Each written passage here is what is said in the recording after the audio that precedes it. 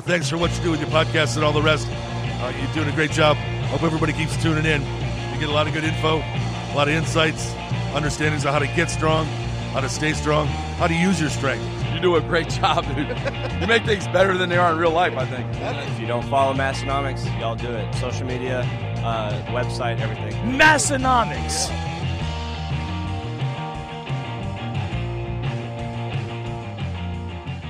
Welcome back, everyone. Here we are for episode 359 of the Massenomics podcast. I said welcome back, but I also mean welcome if this is your first time.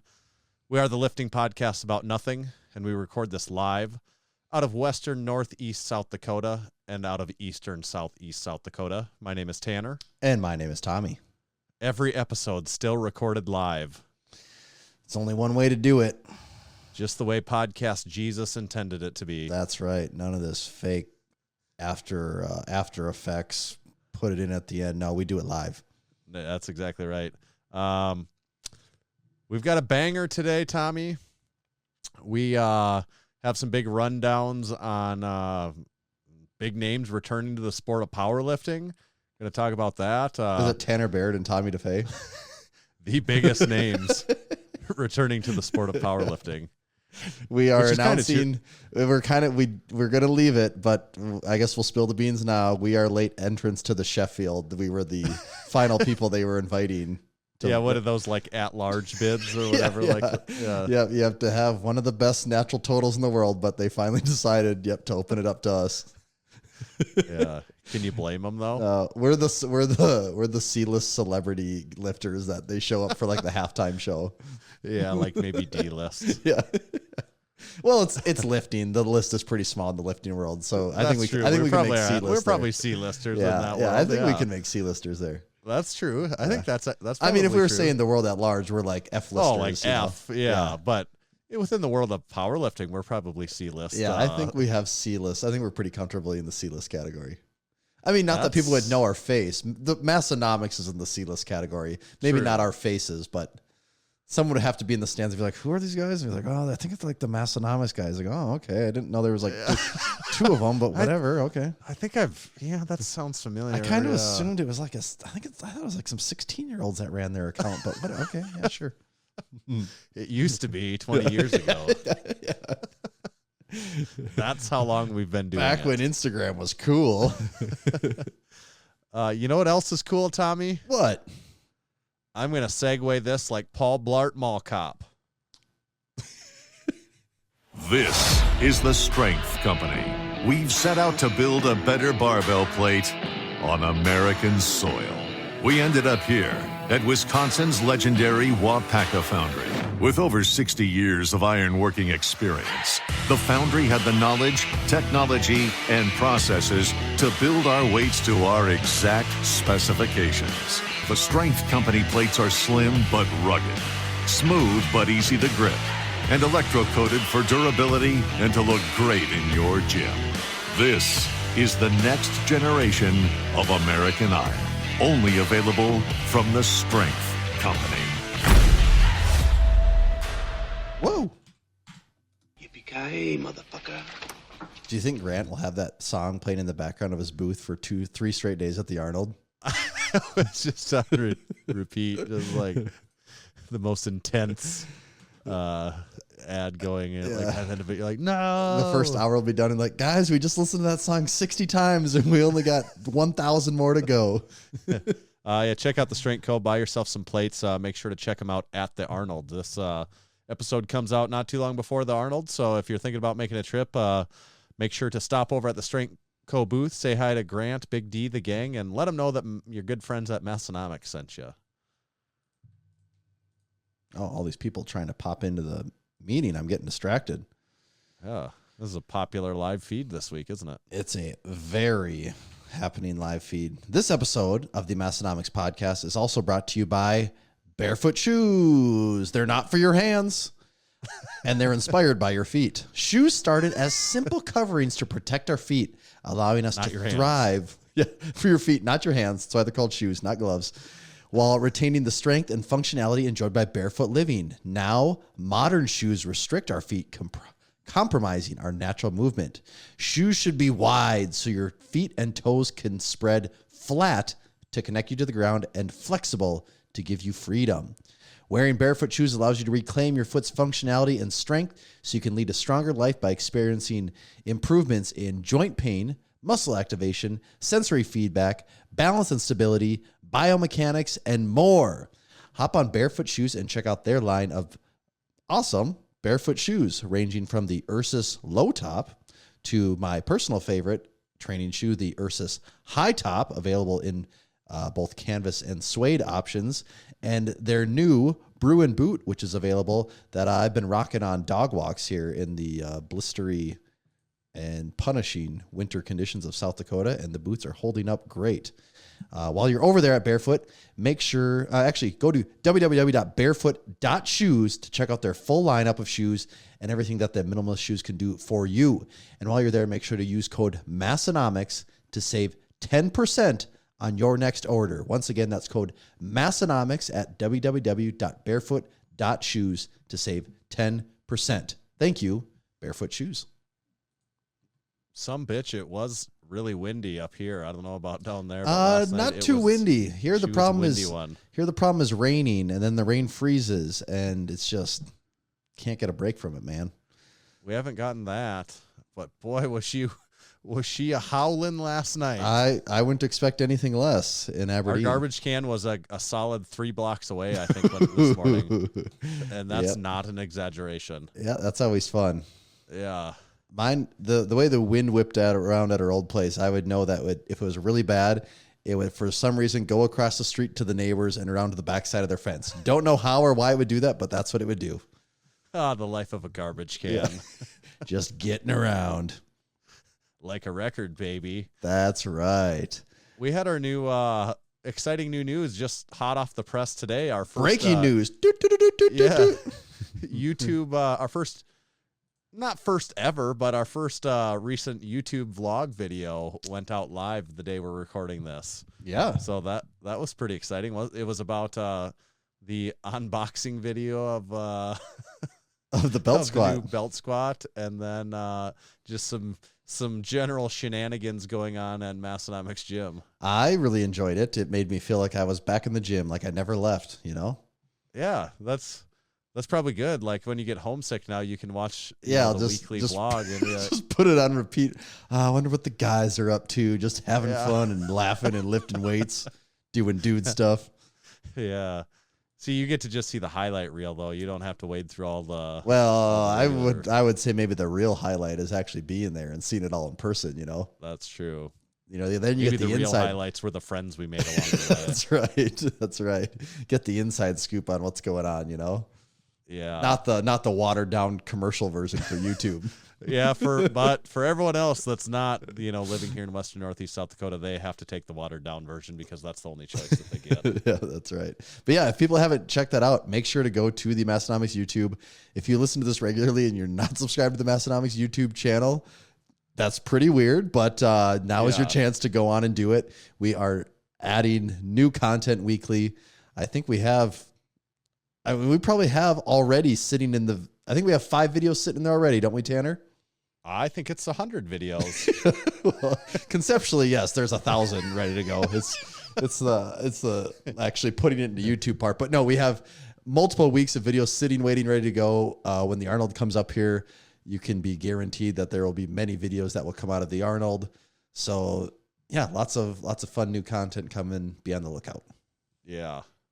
I'm excited to see how they go. And also the race for first comment does apply to the vlog style videos, just like it would the podcast YouTube videos.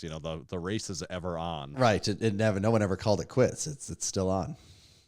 Someone asked about what happened to the OG belt squat. We have the new Rogue belt squat. Well, see, I don't know. Now I'm conflicted of what information gets released in the podcast versus what comes out in the YouTube vlog videos. I got to hold all these things back, but I suppose it's still safe to talk about here now. And have we talked about getting that belt squat? I mean, you've been back again and gotten to check that out even too, huh? Yeah, I don't think we actually talked about the belt squat itself. Yeah, so we got the Rogue Rhino belt squat, and it replaced the custom, homemade one that we've had for 4 or 5 years at Massenomics Gym that has the super cool Massenomics platform on it and everything. And that one staying in the Massenomics family, one of the gym members is taking over ownership of that one. So I think so it's not going far from home. Yeah. I was careful about that one. We were careful about that one. I think the biggest surprise about the new belt squat is that apparently belt squats on their own aren't supposed to weigh like 150 pounds. You mean, yeah, and what you're saying is like the empty weight of our old belt squat was like it was probably 135 for sure. The empty weight of the old one. I bet I'd say somewhere relatively between like 135 and 225. Yes, like if you put 2 plates on the belt squat, it was heavy. I'm not sure I ever saw anyone put 3 plates on it ever in the history of it existing. No. And I'm gathering that 3 plates is very doable on this one compared to the old one. Yeah, I haven't used it very much personally yet, to be honest, but it is very much closer to a 1-to-1 ratio versus our old one, which was not that way. It's also shocking how big of a piece of equipment this is. Like the footprint probably isn't a whole lot bigger than the old one, but this one just vertically takes up so much more room that it kind of catches you by surprise when you actually see it in the gym. You think, what the hell is this over here? Yeah, that's the big thing, is that it's so much taller. Like the tower, the weight trolley tower is so, the other one was much shorter. So the footprint really isn't much bigger. It kind of takes up the similar amount of space, but yeah, it is way taller for sure. Well, and it looks like you have 2 parts of a rack sitting there because, it is those same 3x3 up, right? They're 3x3 uprights, aren't they? Right. And there's 2 sets of them, so it just looks like, why is there all of this rack posts over here? It does. Probably the best feature of it, though, is obviously that it holds a drink spotter to perfection. It does. It was just made to go in there. I can't believe we haven't worked out the deal with Rogue yet to just send a complimentary one of those. Rogue would be paying for it, but it would be complimentary on Rogue's behalf to send those to people. Well, they charge enough for that thing. What's going to be the difference if they throw a drink spotter in there to them? They should. We'll have to work on that deal when we're in Ohio. Yeah, we'll talk to Bill when we're there and make sure that happens going forward. Yeah, I'll get him on the horn. Yeah, we'll get Bill on the horn. Are you thirsty over there, Tom? I'm very thirsty. You're looking kind of thirsty. I'm so thirsty. I'm almost offended that you could notice it that I'm that thirsty. But yeah, we might as well crack into an official What's in the Can segment here. Oh, does that can have a number 1 on it, Tanner? It does. That must mean I suppose yours isn't numbered like mine. No, mine's not numbered. Like I have to hold mine slightly off screen because I don't want you to see the label yet. But yeah, we got a couple cans lined up here. I'm really excited for this one. I've intentionally held off on drinking this can because I want to experience it at the same time as you, so that we're both playing the game here. And is it one of the Davids from the Discord that it keeps the official record of what's in the can? So, yep, there's one of the Davids right there, one of the big Davids. So he'll be excited that we're back to the official what's in the can game this episode. Yes. So should I give this a crispy crack? Let's do it. Yeah, I'm gonna crack mine slightly off screen because I don't want to give any surprises away here. That was a crispy crack. It smells a little bit like a Sprite when I just smell it. Wow. Okay. What I believe a Sprite to smell like. I've got my first taste, and wow, that hits. What's the initial thoughts over there? It feels really familiar to me. It feels really familiar to me, but not that it.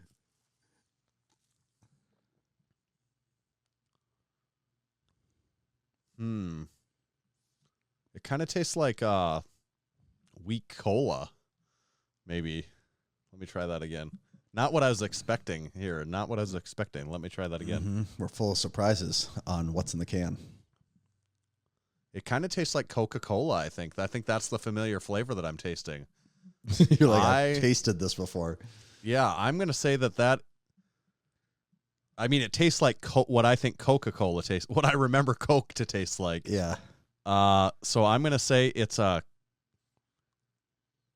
a 0-calorie cola. I don't know if it's sparkling water or what this is. Can I open up this Rip puppy? on in. Rip on in. Am I way off base there? Or? Well, you'll find out in less than 3 seconds. Oh, it's a Coors Light. Wouldn't that have been? It was way off. A LaCroix? I didn't really think it was a LaCroix. LaCroix. I don't even know how you say it. Is it Nicola? Nicola. There it is. It's like old Ricola commercial. Yeah. LaCroix, Nicola. And man, this thing does have a cola flavor to it. La Cola. It tastes like a Coca-Cola. Mm-hmm. Oh, there's a big scans with the Ricola. I'm kind of surprised on this thing. I really thought it was going to be gross, actually. Let me try that again. No hint of cherry. That tastes a lot like that's pretty good. If cola was like your drink and you had to quit it because of sugar and or other reasons, I think you could eventually get used to this, and this would be an acceptable substitute for you. I'm just having to read the ingredients again because I don't believe how this is true. I know, I don't either. Only carbonated water, naturally essenced. And the only is That can't emphasized be. too. The only is emphasized. Do you see that? I just think they're straight up lying on this one because that tastes a lot like a Coke. I know. It's something, I think the skinny cans, they like to go a little bolder with the flavors because this is the skinny can, Yeah. That's pretty good. It's not well too- done. It really does feel like you're drinking a soda of some kind. Yeah. Just when I thought I knew everything about you, all your nooks and crannies, you hit me with this LaCroix. That's right. And do you see, I'm very confused what the actual name is because the can says Nicola LaCroix. But then it says La Cola. Also, look at this cola. Like, that's very reminiscent of Coca-Cola's. It is actually. Like, that is very... And when you say very, it's a cursive cola Well, word. yeah. But it at least within your mind, it'll... Yeah, it does that thing. Yes, where you do a second guess. Right. So the most important question is, what are we rating this? What are you going to give this for a rating? This one's, I'm kind of torn on because it's so, like, it's a 3.5 all day, but then, but the flavor's bold enough. And if you wanted cola, this is pretty damn good, which almost makes you want to say this is 4 territory. I'm going 4 on this because I'm going 4, whether you like the flavor that much or not, but I got to give them a 4 just on how well they did here. Yeah, and I was really thirsty. I've probably gotten half this down already. And usually if I do that, I'll pretty quickly figure out if I don't like this, like it's grossing me out, and I still want to keep going back for more. So yeah, I'll agree with you. 4. It's good. Now just think if they threw a little cherry flavoring natural essence in here, they'd really have a product. I have a home run. I'm going to write to my representative and see if I can get that. Get to the bottom of that. Get that going. That's damn tasty. Mm-hmm. Welcome back, a true what's in the can segment. That's right. There's more where that came from. It's been a while, hasn't it? It has been. I had to, that's imported from eastern southeast South Dakota. We get the good stuff down here. But you were in western northeast South Dakota though. Like I had to drop you them off. hand delivered this. I did hand deliver it. Actually, on the topic, we mentioned it a couple weeks ago how I went to Costco for pretty much the first time ever. Dude, Costco, some stuff is so cheap. Sparkling water is so cheap there. If you don't want to get crazy with the flavors, like 30 packs of Polar, LaCroix, all that, 30 packs are like $8. Yeah. That is so cheap. The other day, I'm not sure what egg prices are now because I haven't gone to the grocery store for a little while. In this economy? Yeah, you know how much 5 dozen eggs at Costco is?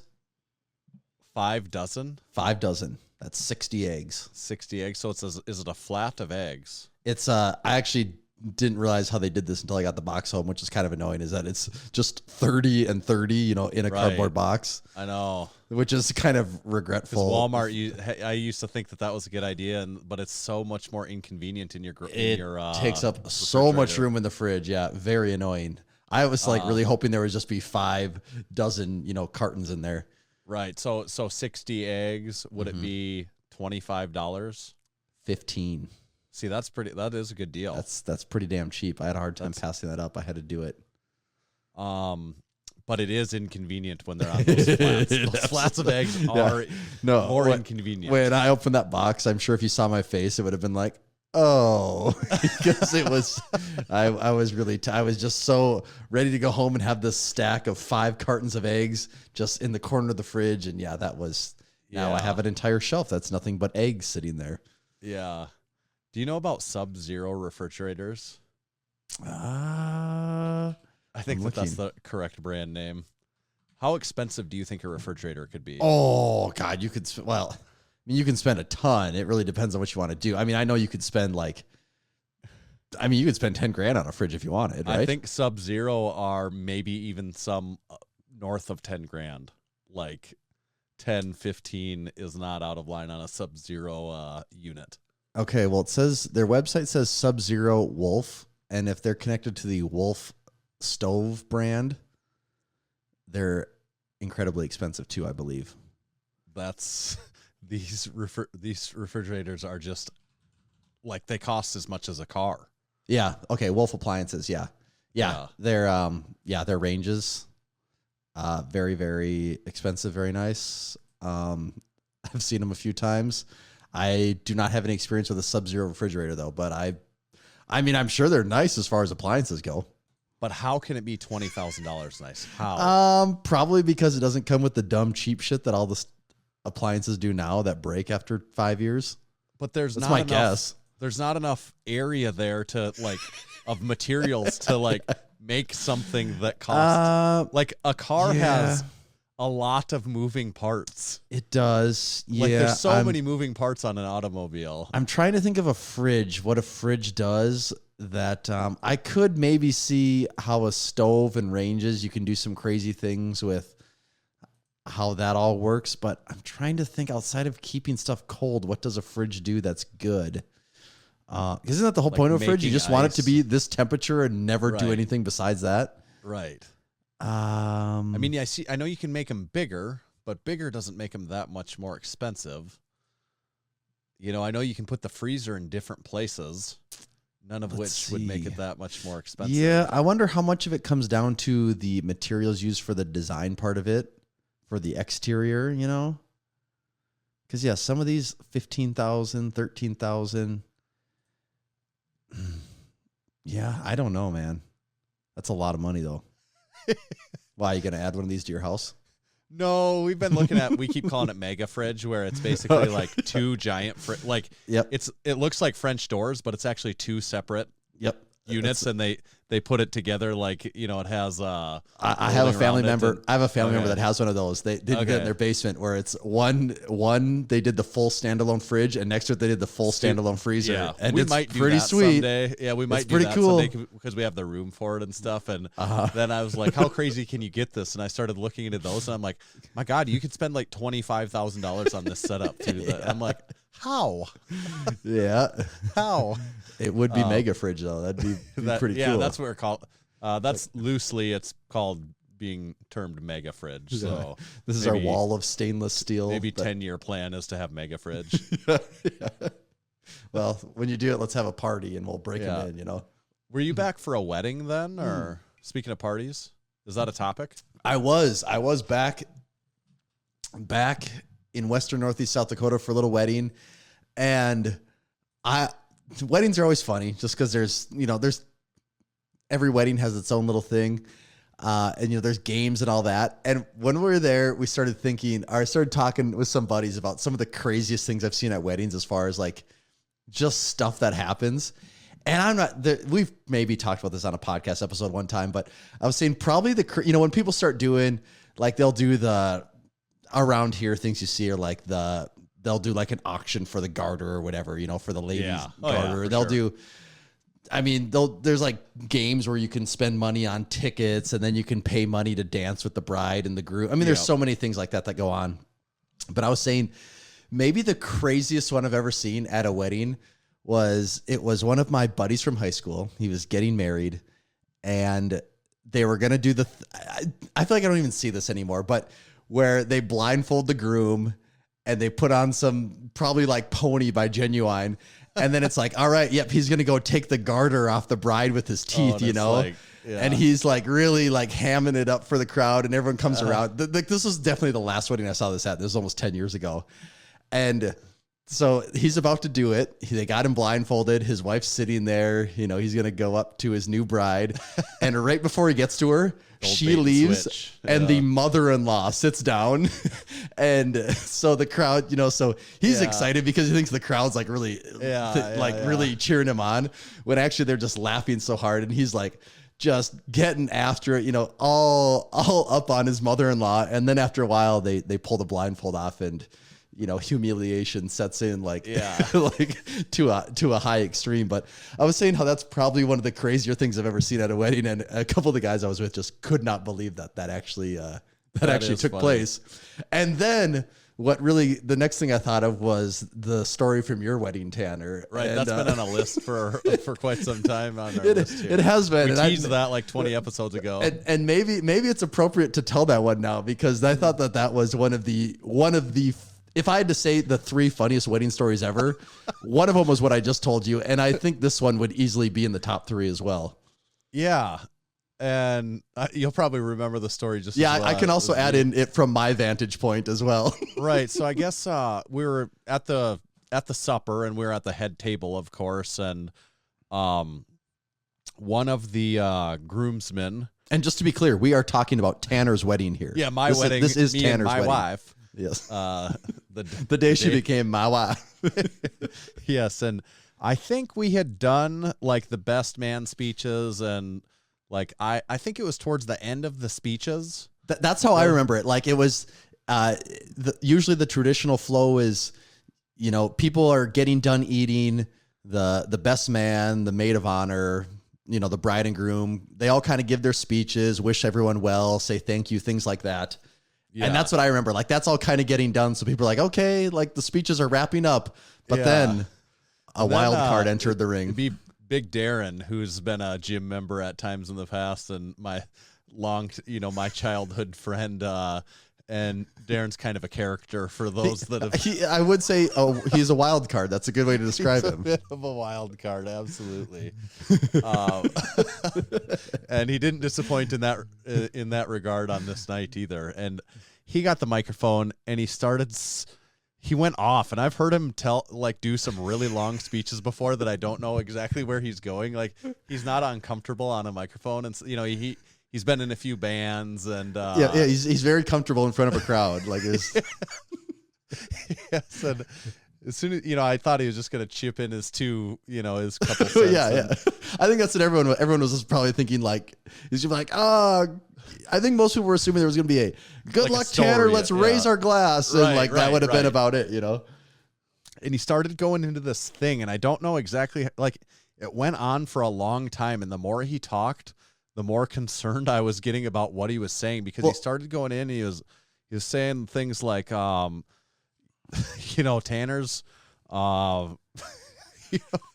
he's been familiar with a lot of different women in his life and stuff like this, and like it kept leading farther into this. At first, like that's what I felt like he was saying, and eventually I'm like, that's definitely what he is continuing to hit on here. Like, and from my vantage, so I'm sitting there she was not my wife yet, but my wife now. Right. And we're sitting there in the crowd, and it's that same thing. We see, Darren, and I'm like, oh yeah, what's Darren going to say? This is going to be funny. And what I remember was him being like, okay, so, Tanner and Mary, like we want to wish them, the best, but Tanner's been in other relationships, and I'm thinking like, well, that's a really weird way to start this thing. Yeah. But I'm like, okay, maybe he'll move on. And he's like Tanner's he's been with women. Like he's been with other people. And he just kept like driving that point home that you've been with a lot of women. I'm thinking this is very awkward that he's saying this over and over. Like looking to Big Ross, who was right next to me, and being like, I'm like thinking maybe he knew what was going on, and like literally being like, what the fuck is he talking about? Like starting to be like almost get mad, where I'm like, what are we doing here? And Leah did the same thing. She starts looking at me going, oh my God, because it would just kept going. And he's like, So people just need to accept that. Like Tanner's been with other people. He's married, but then he starts going, he's married now though. So that's done. That's in the past. Yeah. It's done with that. Like that is over. These other ladies, you're not part of his life anymore. And he kind of kept driving that point home for a while. Like this took many minutes just to get to this point because he's going there was on. Such a lead up to this, and the whole like I was getting red in the face of kind of like I was thinking like somebody needs to take the microphone away from him here. Like where I don't know where this is going. And then eventually he goes, yeah, so everyone, like, I don't know how he phrases that, but like all of you women in the crowd that still have a key to Tanner's place, you're going to need to turn those in because he's a taken man now. So like we're going to need all of those keys. And then like every woman in, not every woman, but like probably 50 of them. And I think all of them were over the age of 50 too, weren't they? And the last woman and I don't know if this was specifically planned or what, but like 30 or 40 of them come up and turn in their key into like a bucket. And then the last one that came up was like a 90-plus-year-old woman, like on a walker, basically, like she slowly got up there and dropped her key in. By that time, everyone's like, rolling, laughing from this this thing, and it was very funny. And the reason it was funny though is because, like, how it was really getting me, like that I was, the feeling.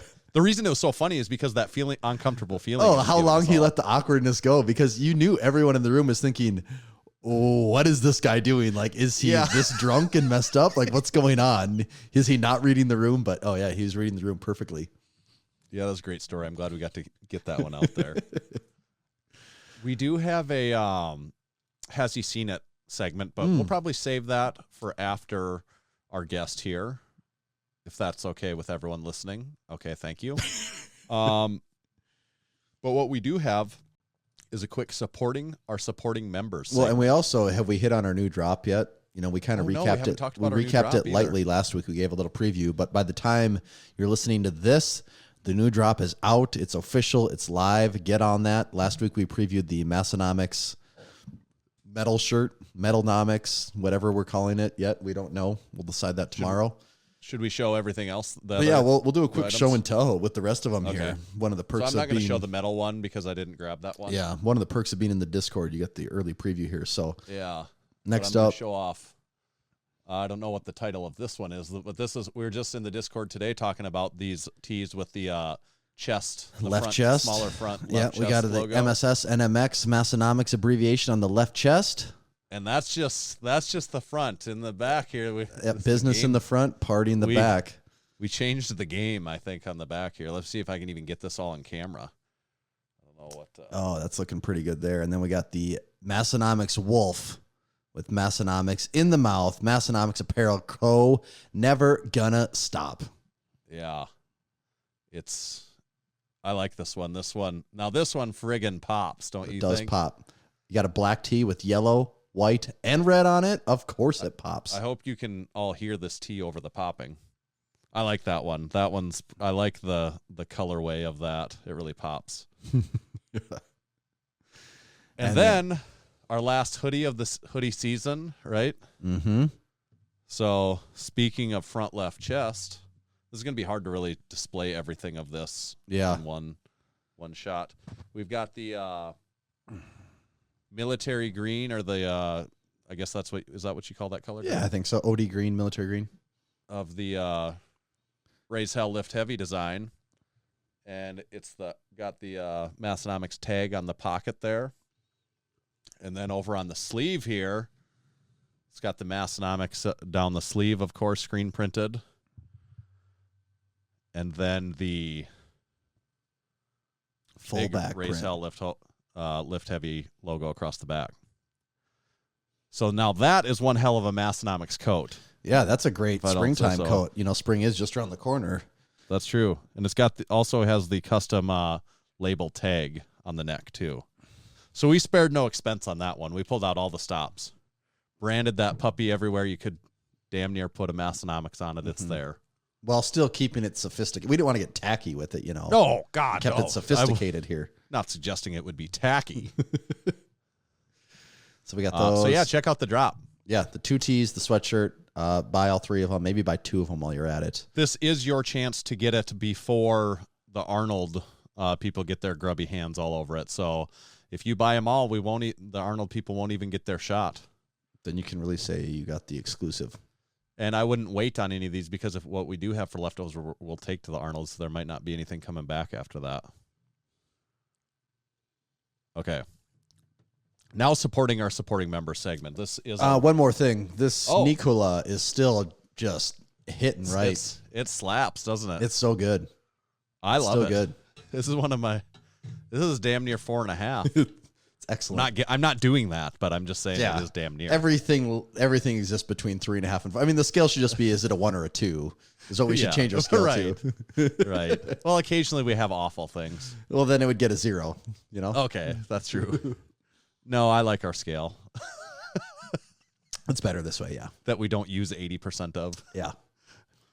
Okay. Supporting our supporting members is a relatively new segment to the podcast. What we do is we have this group of supporting members that choose to support Massenomics, which we love. We're awesome. We're super appreciative and thankful for them choosing to support us. And if you want to get on that, you can head over to our website in the shop and you'll find that supporting members option.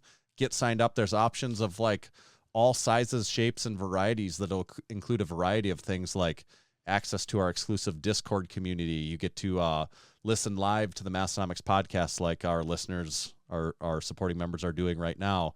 You get info, early info on the drops like those live listeners are getting, 3-4 days before you're going to see this episode. Discount codes available in there. More stuff than I could even all care to mention right now. So that's all I'm going to tell you about it. I'm going to get straight to supporting these members. We had Big Ryan and Big Joey had an international crew meetup. They crossed borders in order to meet up. Yeah, I think the embassies for both countries helped them arrange this meeting. So it was good to see. They're wearing matching shirts, which is always a cool look. They didn't have matching pants on. They did or didn't? They did not. Oh. Because Joey had a kilt on, not pants. So. You know what the traditional Scottish undergarment is for the kilt? Nothing. Nothing. And then other supporting members we wanted to support this week, Big Scance and Big Jordan, both supporting members competed together. Speaking of Canadian, this is a very Canadian-driven supporting members segment this week. But a couple of our Canadian friends competed together at Clash on the Island strongman competition.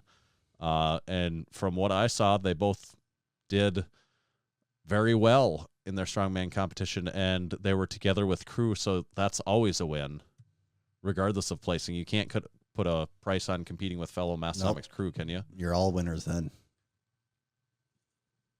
So thank you to our supporting members.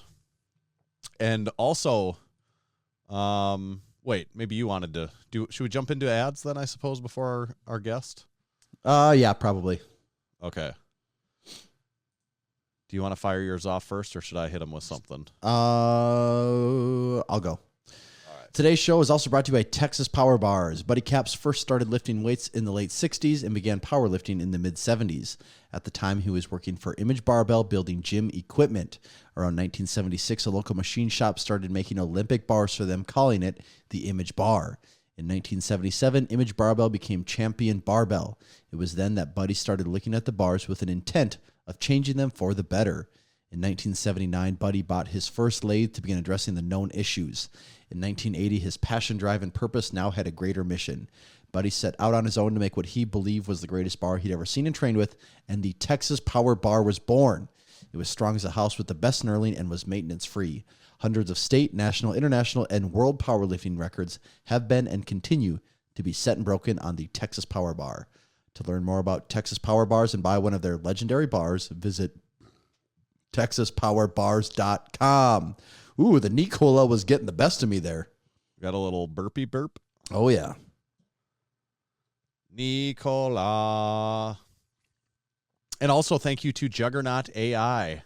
Tommy, I think you're just finishing up an RPE 10. Yeah. On Juggernaut AI. I'd actually talk about that, but we're in the middle of an ad, so yeah, be kind of weird. More on that later. To be continued. I assume if Tommy was talking about it, he would tell you about how well that RP10 week is going. That is exactly what I would say. Okay, so he's hitting some awesome numbers, thanks in part, of course, to his training that he's been doing on Juggernaut AI over the last several months. And you could sign up too. It's super easy to get signed up. Just head over to juggernautai.app on your web browser. You want to go through the browser, not the app store. And when you're on the browser and sign up, you can use our discount code. It's Massenomics. That'll save you 10% for the lifetime of your membership there. It really is like having a coach in the palm of your hand, right in your pocket, and at a price that at a fraction of the cost of what you might pay to get the same services from a powerlifting coach. So check it out. I think they even have a free trial, and when you do get signed up, because you'll try the free trial, and then you think, I can't go back to not having this. Make sure to use discount code Massenomics. Thank you, Juggernaut AI. Thank you. Should I kick the Discord out of here? I was so entranced by that Juggernaut ad, I couldn't get them out of here. Well, they probably were loving it. They're like, I want to hear more about this Juggernaut ad too. It's like they probably couldn't get enough of it. Oh yeah, and we didn't talk about Thor's return to powerlifting yet. Damn. So we'll stick around for after the interview here. Yeah, we might have to talk about Thor's return to powerlifting, and we'll play some Has He Seen It? We'll find out if Tommy has seen some classic cinema this week. Are we going to the 40s finally? We're finally doing it. Well, could you name a movie from the 1940s? I don't know. Probably like a Charlie Chaplin movie, right? Or like What's Gone with the Wind? That's probably in the 40s, isn't it? Wasn't that right after World War II? Yeah, I don't know. Or Wizard of Oz. When is that? That might be 30s. Gone with the Wind is 39. Wow. Yeah, and Wizard of Oz is what, like 37? I don't know. I'm guessing. Wizard of Oz is 39 as well. Okay. Because weren't those both like some of the first movies with color? Yeah, I think that wasn't that part of it with Wizard of Oz. Like the first part of the movie isn't even in color, and then it really. Yeah, because I think the ads they put on the internet said it's like doing acid, color movies. They're like, "What's acid?" It's not. What's the internet? Yeah. None of these words make any sense. What are these future fancy alien people? Wizard of Oz, great Western Northeast South Dakota tie-in, right? That's right. L. Frank Baum. Yeah. Yep. That is correct. Okay. He also operated a little like children's gift store in Aberdeen. That's actually what he did when he moved here. Really? And it lasted for like a year. Well, you know, like 90% of businesses fail in the first year. So. Well, and I think they're like, yeah, it's the 1930s. Nobody here has any money, especially to buy on like odd children's trinkets. Like our kids get dirt to play with, and they'll like it. Yeah, toys aren't going to be introduced here for another 50 years. What are you thinking, man? Why don't you go write a book or something? Dream your little dreams, L. Frank Baum. Okay, let's get Big Jim on the horn.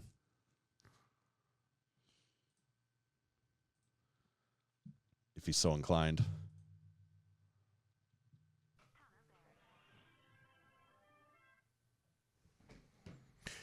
Gentlemen. Big Jim, is that you? Yeah, and I can't. Something's going wrong here. Hold on. Oh, okay. We got nothing but time. Yeah. We were just talking about the Wizard of Oz over here. I was going to say, that's what you think. You think you have time, but that's probably not true. Okay. Now, something definitely changed. Your audio sounds a little bit different now. Okay. In a good way or a bad way? Maybe bad. Oh, neat. Neat. It's much deeper. Excellent. Yeah, it's because it's going through the Roadcaster. That's why.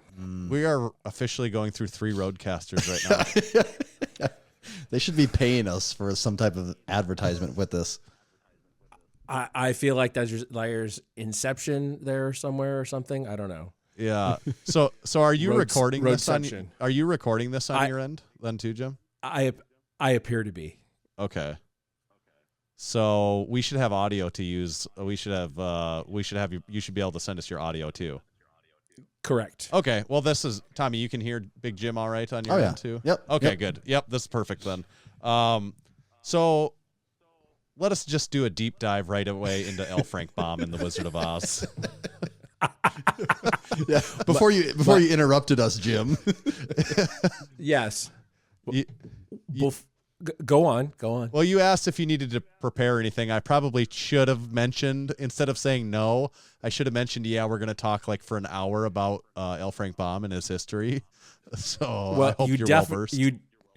You definitely should have. Well, my mother-in-law's husband actually collects the books. Oh, Like he's got like first editions of them. Um, So yeah, I could have been accessing those right now. I could have been reading you. Yeah, that could have really taken the show to the next level. Deep thoughts from old L. Frank. How do you become an L. Frank? What was his first name, really? I don't. Why did people it do L? that actually back then though? Like, why was that a thing that people did at that era? I don't know. Okay. If you really hated your first name, my mom hated her first name, so she actually never went by it. But I get that. I mean, I understand. But How do you? Is it Lyman? Lyman? That's how you say it, or that's what his name is. That's why he didn't use it. Nobody knew how to say it. oh. So that wasn't even his. It was all made up. This whole story isn't real. Dorothy didn't go to Oz. What the hell? But Jim, did you know that he lived in western northeast South Dakota for a while, right here in Aberdeen, South Dakota? I did not know that. Yeah, that's the whole tie-in here. He is. I could be sitting in the very spot that he wrote The Wizard of Oz. I actually, you know what? When I was new in town and I was looking for a place to rent, I looked at a place that had a plaque on it that said L. Frank Baum lived in this house. And I said, no, Under an assumed name. Not living in this one. This haunted ass spooky old house. Yeah, The some Wicked friggin', Witch of the West is probably Tin here. Man's gonna come in the middle of the night and do God knows what to me. It's like here's your oil can. That sound that it made, that sound, What? I think I may have told you guys before, but my wife's family literally walked from North Dakota to South Dakota at one point. Oh, I don't think we knew that. No, why? They were tired of it, I guess. I don't know. It was time to move on. Oh, they were from North Dakota though? They came to North Dakota, from Germany. Oh, Actually Ukraine, but they were not Ukrainian. They were just in Ukraine because they had to get out of Germany and then they had to get out of Ukraine. Jim, So you they know went we to don't like to talk North politics here. You're walking a fine line there. I believe this could have been religious politics for all I know. I'm not really well versed in this, but Now that's our arena. We don't like just generic everyday politics. We need religion involved with it also. Exactly. We can alienate as many people as possible. I got some things that'll alienate some people, so that's I'll pretty much always have those chambered. So Well, for anyone that's listening and maybe you haven't figured out by our extensive Wizard of Oz discussion, this is big Jim McD, Jim McDonald of Sacramento, California, owner of 3rd Street Barbell, Good Company Apparel, partnered with Silent Mike. Jim, we've had Jim on the podcast before, I think back in 2020. We've had his I think this is my three-peat. This is your third. Okay. Did we talk to you Yes. we talked to you for a shorter, we had you on for a full interview before. And then I think, did we talk to you for like one of our specials where we talked to several people? Yeah. Yeah. That's right. I forgot about that actually. You're however many, 200, 300, something like I that. bet it was episode 300. Yeah. Probably. Yeah. Well, that's three, Pete. You're in rare air there. You There's are. not many that have been on that many times. Yeah, me and like Brandon and Yeah, put that in your LinkedIn profile. yeah. But we've been buddies and gone back and forth on stuff for a long time now. So we always enjoy having you on and catching up. And I told you the other day though, Jim, what's the movie now? Sum of All Fears. Okay. You hadn't seen it, but it's I still haven't. It's got Ben Affleck in it, and it's got Tommy. Have you seen it? I know this I is a game, haven't. but- No, I haven't Okay. actually. So neither of you will understand this reference, but Sum of All Fears is Ben Affleck and Morgan Freeman's in it. It's a good movie. It'd be worth checking out. I recommend that to everyone that's listening. But it's about I think it's maybe the Russians and us, and it's almost like got nuclear war vibes. Maybe it's not the Russians. Maybe it's like a smaller like. Right here, a neo-Nazi faction threatens to induce Okay. a catastrophic conflict between the United States and Russia. Right. Okay, so it is Russia. Yeah, and I'm thinking, okay. And Morgan Freeman's character is kind of the old hat, and I would say like the CIA or something like that. And he keeps like the back channels open with his Russian counterpart, who, these guys aren't the president. They're not the, Russian. I don't know, what is it? What is Putin? Like, what is that title of the? Is it president or Dictator, president, president. whatever. Okay, yeah. And so they're not these roles, but they're in the back, and they try to like help ease, to make so the world does not go up in smoke. Essentially, like that they try to they almost partner with each other to try to prevent disaster. And then Ben Affleck ends up kind of being in part of the Morgan Freeman role, and maybe Morgan Freeman dies. Spoiler alert. But then at the end, the final scene. What I've all been getting here too is the final scene is this Russian counterpart and Ben Affleck. They meet in person for the first time, and they didn't really Ben didn't know exactly who he was, but he knew who Ben was, and he told him like they had this like little kind of cagey little line, and like yes, maybe we can continue to keep the back channels open and kind of be friends, and like he winks at him and disappears into the shadows, sort of thing. And I told Jim that's kind of what we're like in the powerlifting world. We stay in touch. We stay in touch a little bit behind the scenes for the greater good of. You just have a very fluid back channel, you could say. Jim, would you say that's correct? I believe that I've let you back channel me a couple of times now, and vice versa. That's what she said. We are exactly. living Massenomics and 50% facts. It's like we were written by Tom Clancy, just like Sum of All Fears. Exactly. Actually, I don't know if you've watched Slow Horses on Apple, but we're a little bit more like that. I have not. No. So it's spectacular. Well, and Tommy, so you brought good. up 50% facts too, and I regularly listen. And it seems like you guys have been really kind of crushing it on 50% facts. How's the podcasting world been going? It's going okay. We are not typically very far ahead, except right this moment because I'm going to be traveling and Mike's got some travel and stuff like that. So if we don't accomplish anything else, we have 8 episodes of Topic Thunder, which is our short panel ranty show in the bag already, and potentially some big guests before I leave for a month and going to Europe, which it should be fun. Show is going pretty well. I think it sort of kind of turned into a feed as opposed to just being like a single podcast where we do the same kind of episode every week. Our Friday episodes are also shorter, and that's just usually me and Mike answering a question that's come through Discord.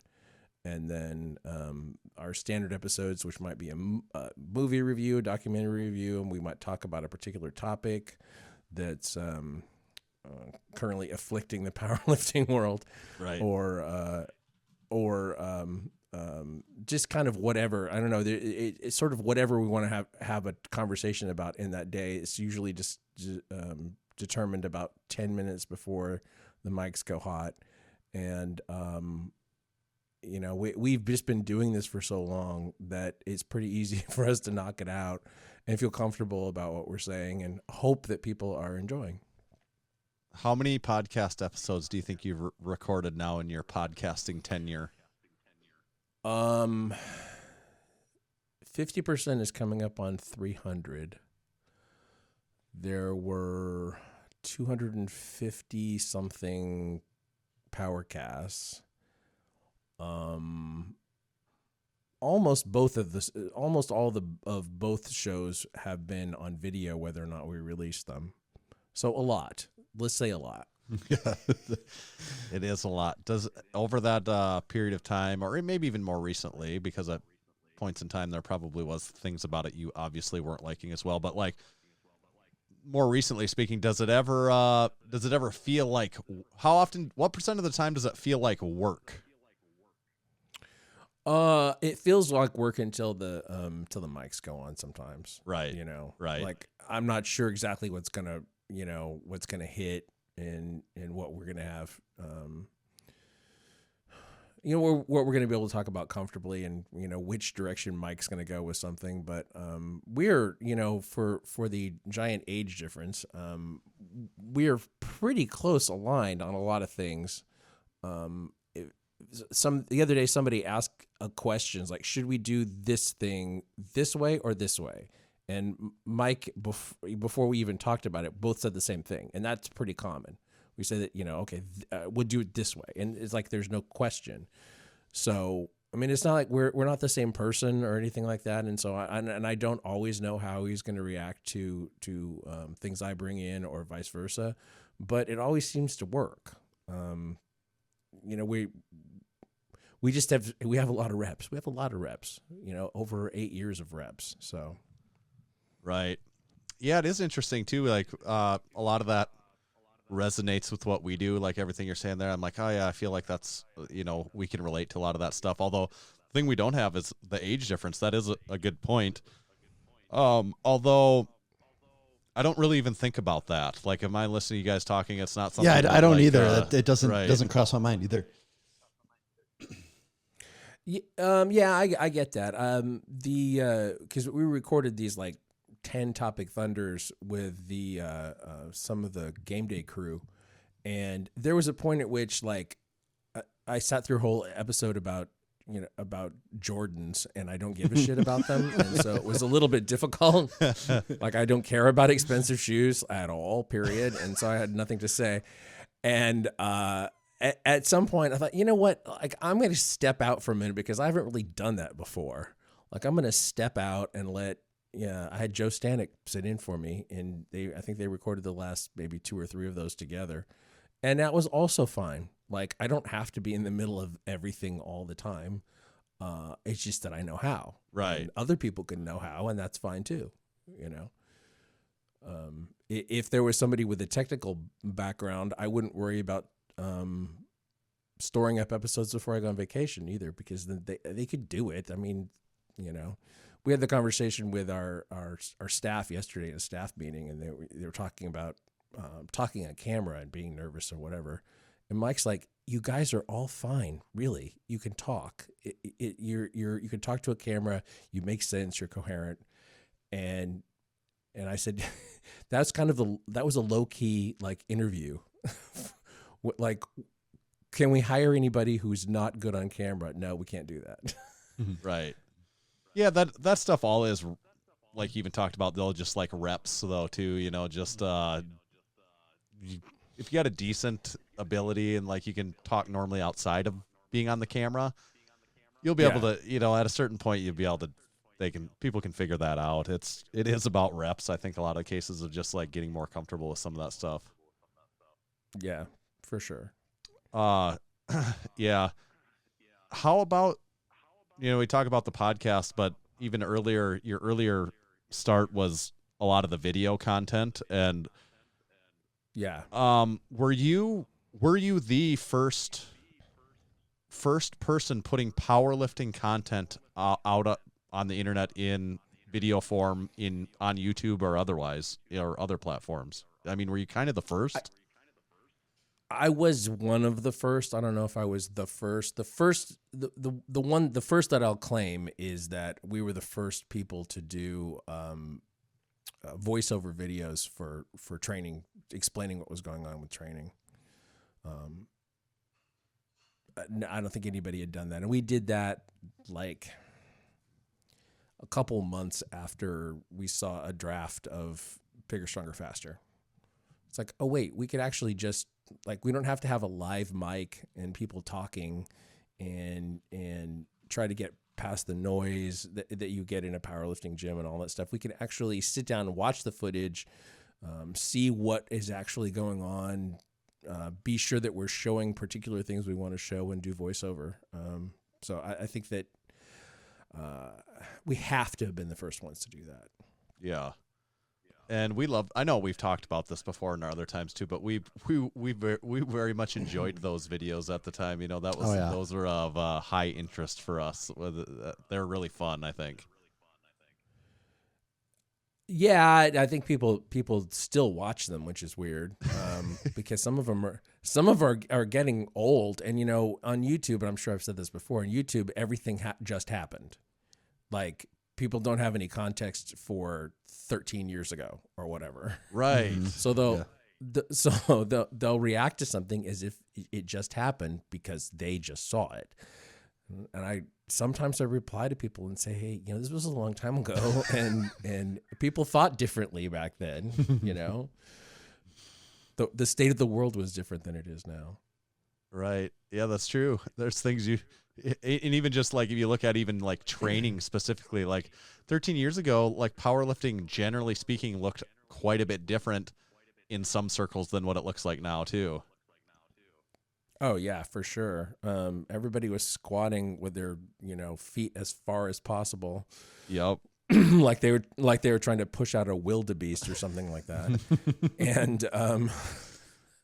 and yeah, and all the gear and the box squats and the chains and the bands and, you know, single ply, nobody lifted raw. I mean, knee wraps that look like ace bandages, you know. Yeah.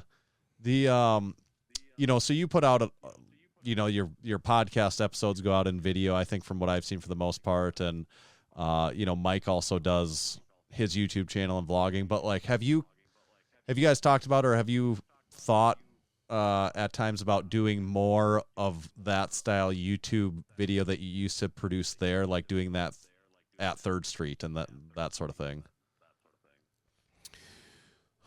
I have kicked around the idea. To do it, I would have to have somebody edit it for sure. It's one of those things, like I'm gonna be gone for a month, and when I come back, I should have like plenty of fresh ideas, and that might be one of the things that we try to do. But I would have to pass off the editing to somebody else because I don't have the patience for it anymore at all. I mean, you do something like that for over a decade and you just don't have it anymore unless you're, you know, a highly compensated professional, which I can assure you that I was not. So what? Highly compensated or professional? Either one of those things. So you mentioned a trip. Are you guys still planning on going to the Arnold, or what's your take on the Arnold this year? Yeah, we're definitely going to the Arnold. Our head trainer, Avi Liu, is competing in the meet that's on Sunday of the Arnold. So we will be there. We'll be there from Thursday to Monday, I think. So you'll be there for the whole thing. We'll get to do all kinds of catching up there then. Yeah, like since we actually never, you know, talked in person, since you guys didn't come out to the World's Strongest Man last year, and now it's going to be gone for however long until it comes back again. So yeah, no, it should be fun. I think we did. You wouldn't have known what Massenomics was at the time, but we probably talked the first time ever when the first time we ever went to the Arnold, when you were at it would have been a slingshot booth or whatever it was called at the time. Oh, that's right. But that probably was like 2016, wasn't it? That my guess was 16 or 17. Yeah. It kind of sounds like more like 15. That's possible. Somewhere in there. Yeah. Yeah. Yeah. Pretty much, probably 15. So go ahead. Did I talk to either one of you guys? I never. It seems like there was like maybe video that nobody used, which is really the par for my course. Did we have video? I can't remember. Did we do video? I think I think we have an interview with you. I think it's on YouTube too. It's just a very so? short. I think if you Googled I don't know, Massenomics Jim McDonald on. I'm trying to look right now. Oh yeah, you did interview him. There's okay, like God. a 2 or 3 minute video. This is from. Yeah, it was posted March 2017. Yeah, Okay. with Jim. Oh, 2017. Okay, I don't even. I've never seen it. I'll have to look. It is only 1 minute and 20 seconds long. So And we were just doing a whole bunch of like we were just doing like shotgunning interviews with people. yeah, Right. run and gun. Yeah. Yeah, I do. I wouldn't have. I could not have told you that it was 2017. Yeah. There are couplets of years that are smushed together in my mind, and that's definitely one of them. Yeah. So we're looking forward to the Arnold and be happy that we get to talk to you there in person. And we're curious what the Arnold is going to bring this year. You know, we're optimistic about it, but there's certainly, you know, like, I don't know. We don't know. Like it is different than what it used to be. Like that year in 2017, for example, at least from last year at the Arnold, that felt different than what 2017 was like and what some of those years were like. So I'm curious how much of that comes back now that maybe, you know, people being in large groups isn't really like as much of an issue as it used to have been even just last year. So we'll be curious to see what happens there. I haven't checked lately. Are there any of the booths actually filling up? We're here. We're not. I heard you say that. I heard you say that that Crazy Tom's going to be there. Yes, with a booth. Yeah, we're excited that we have a good group in our area for sure. So yeah, if nothing else, I know that we'll have a fun area of our about 10 surrounding booths there. So I'm excited about that. But yeah, there's definitely less vendors there than there was 5 years ago. There's no doubt about that. That's without a doubt. Yeah, but we've heard rumblings that in future years, I'm curious if you've heard any of this yet, but heard rumblings that it could potentially move to LA at some point in time. I've heard those rumblings before. I have not heard it this time. My understanding was that that Arnold's partner on the Arnold, like owns half of Columbus. Okay. And that's why it's there.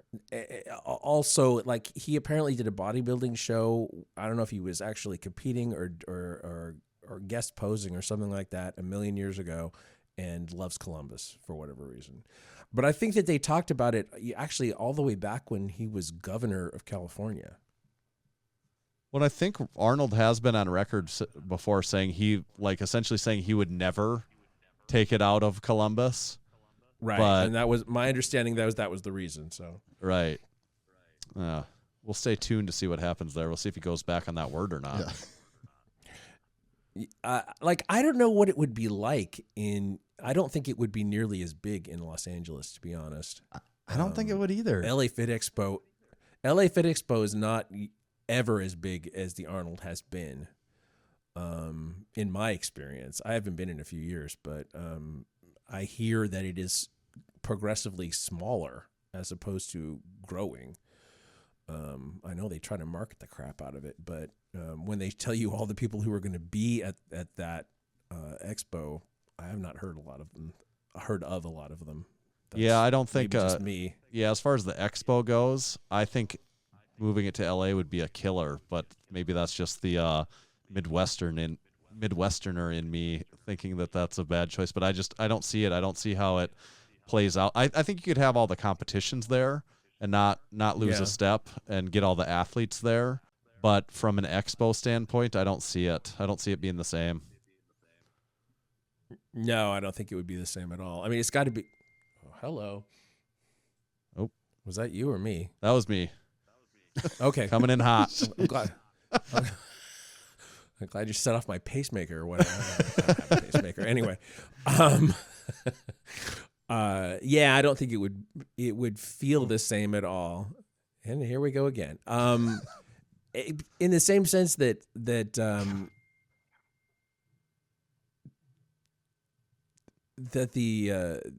Vegas was never, as big with the Olympia as the Arnold was. Right. Mm-hmm. Yeah, we'll see. Moving on to something else I want to talk to you about. Back when we talked to you in 2020, the owning a gym world was a really weird thing at that point in time, especially in a big metro area like where you guys are at. What about now? How have things gone since then? What have you learned as being a gym owner and operator since then? I think you have to be a little bit crazy to do this, and during a pandemic, you have to be even crazier. The last 6-8 months or so have been significantly better than any other part of this journey. I mean, the gym has people in it almost all the time now. Like that didn't used to be the case. Like I would, do a 3 or 4 hour shift and 2 or 3 members would come in during that whole time. And now it's like there are people there, and they seem to enjoy themselves being there, and everybody everybody is recording their lifts, and they're all on Instagram or TikTok or whatever all the time. They are all so young. They're so young. It's not just that I'm old, it's that they are all so young. Our average age is low. It's I don't want to talk about it. It's fun to see everybody, working toward the same kind of goal and getting along, and it looks like the United Nations in there and a lot of the time. And are you saying you're more diverse there than in Western Northeast South Dakota? We are super diverse.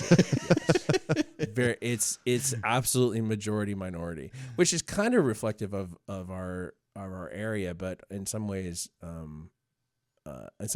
It's kind of overrepresented maybe.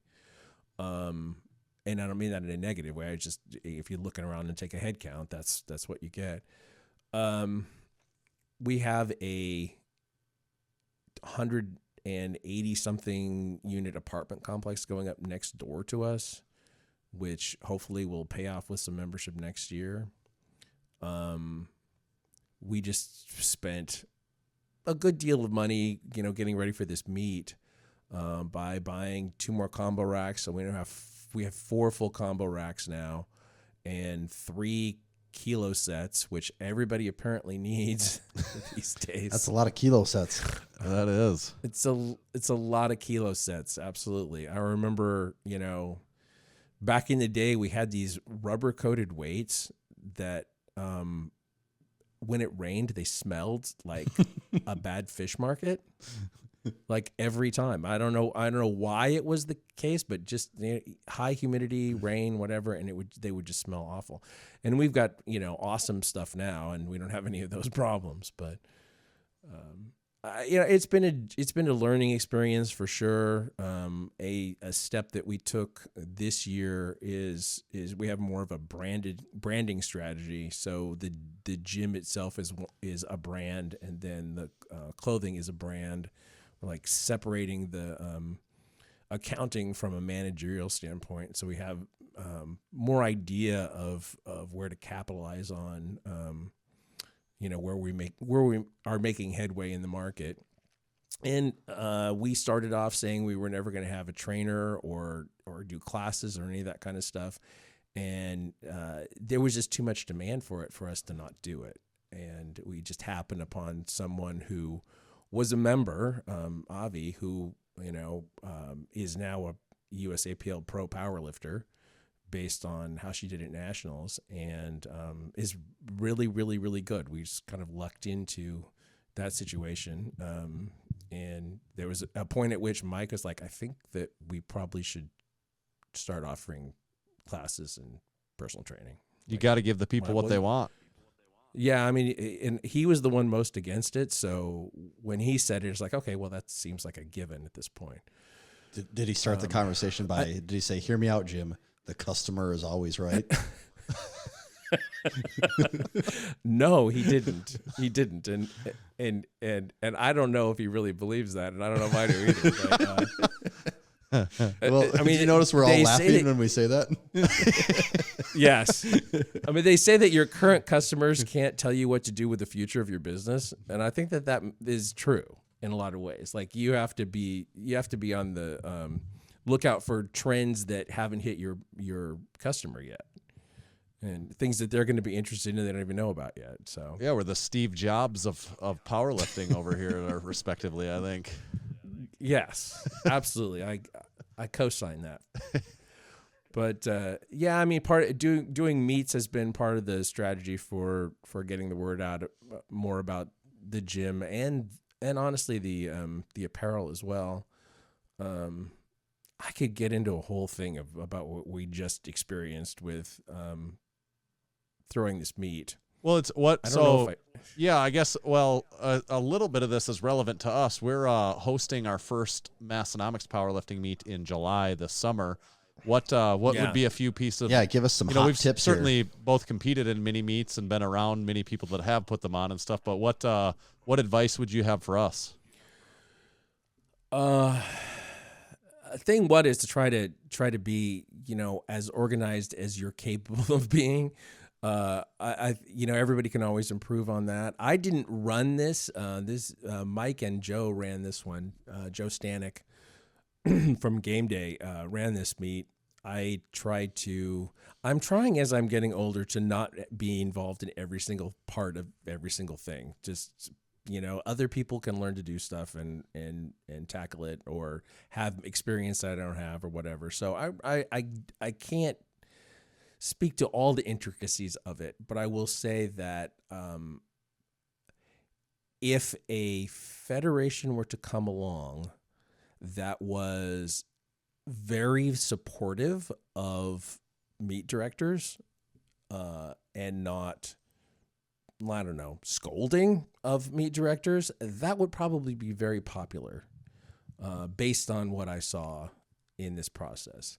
So, I mean, if you have a good local,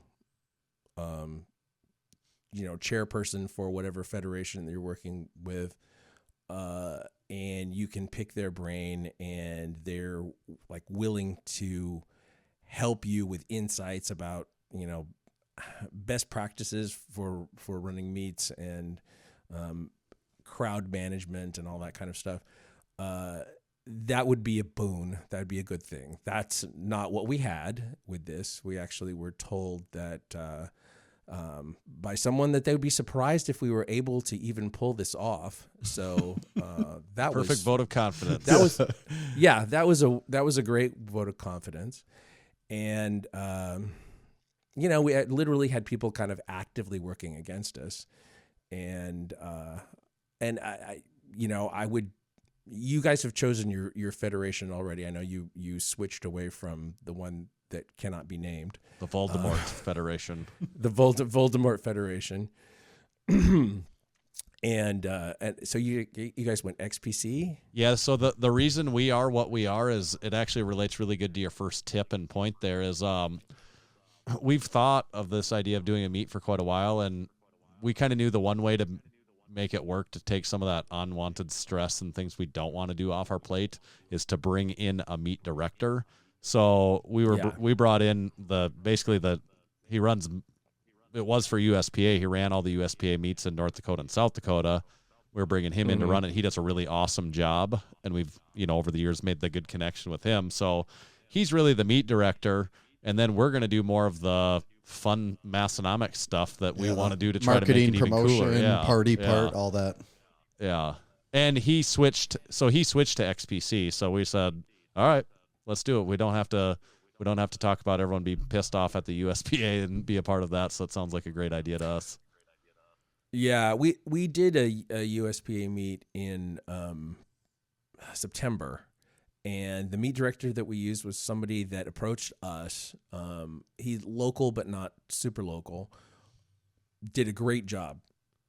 Just really nailed everything. Everything ran on time. We, without really much effort on our part at all, the meet sold out within a couple weeks. We didn't have any of the stress other than just, relative to the facility. The difference being that when you do that, then most of the money is going to somebody else. Right. And so your opportunity for money is the door and merch. Which works out great And because that we're way- charging $1,000 for people at the door. So we're planning on making bank that Yeah. day. We actually it's free to get in the entryway, and then from the entryway either to get back out or to get into the next part. It's very going to be extremely expensive. So either the breezeway is going to get jam packed, or people will give us their money one way or the other. That works. You could also charge to use the bathrooms. That'd be a thing. That's actually should be on my list. That's make sure that you get enough porta potties. Yeah, the bathrooms are the classic. Yeah, because I mean I used every formula that I could think of, and find online about how many you should get versus how many people. Was of course, the final answer 1-to-1? The final answer at anything powerlifting related and bathrooms is 1-to-1 for sure. Somehow, if everyone got their own personal bathroom, every one of them would still be just would be completely ruined, disgusting. It'd be like, you were only responsible for this one. I know it was you. Well, because it'd be like, well, it's my own, so I can just be as gross as I want.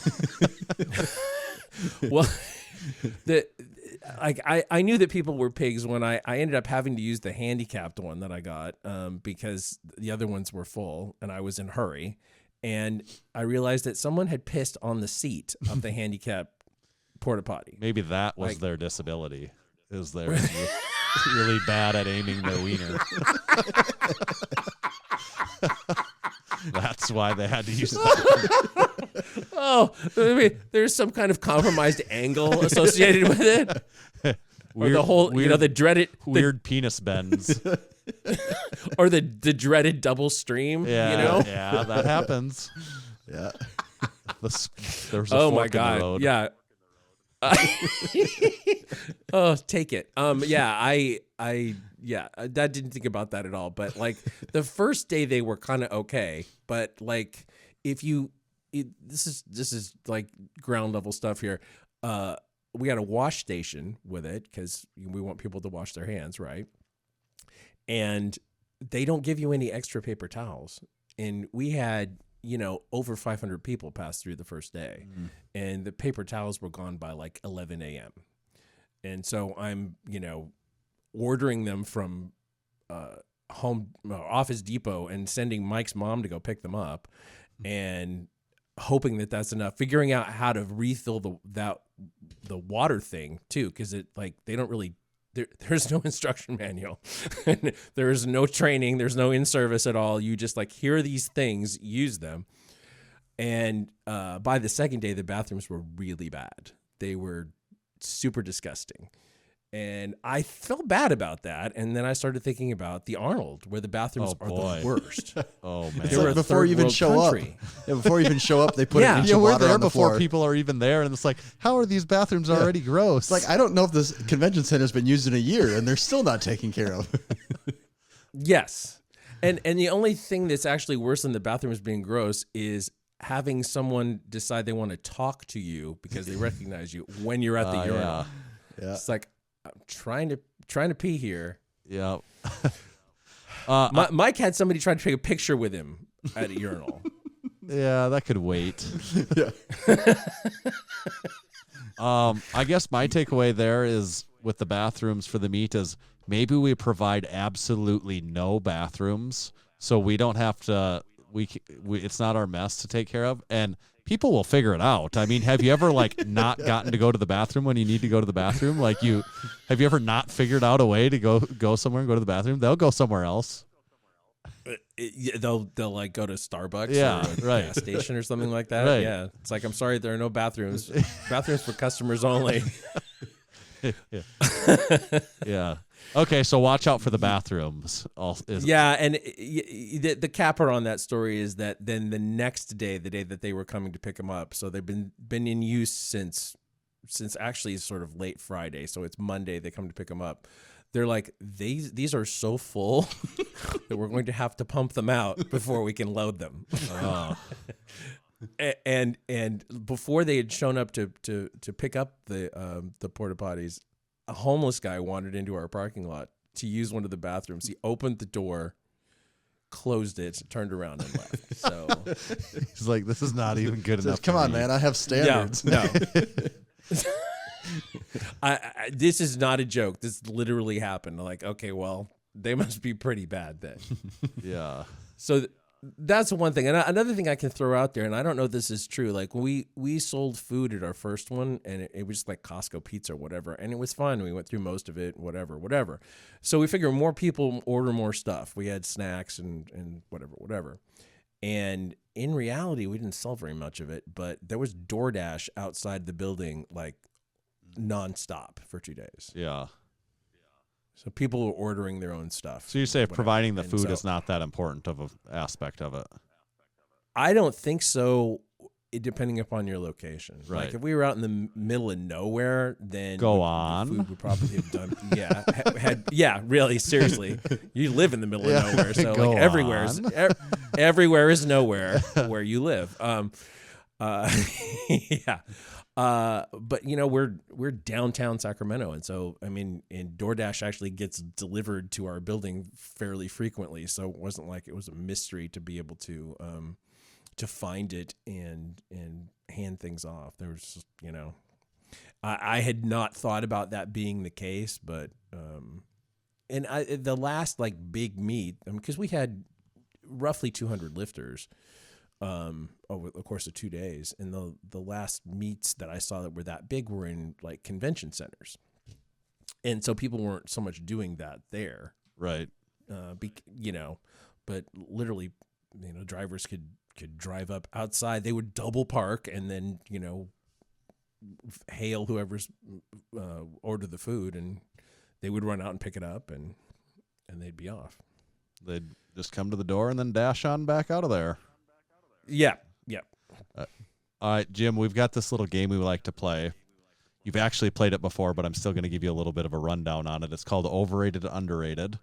And we've got a special Jim McD set of topics to hit you with. Okay. And it's just your job to decide if each one is overrated or underrated. Actually, we've even played this on your podcast before, haven't we? Yeah. Actually, I sprung that on you guys. Yeah, that's right. You've been through the ringer a few times here. Yeah. So you get it. Okay, so I get it.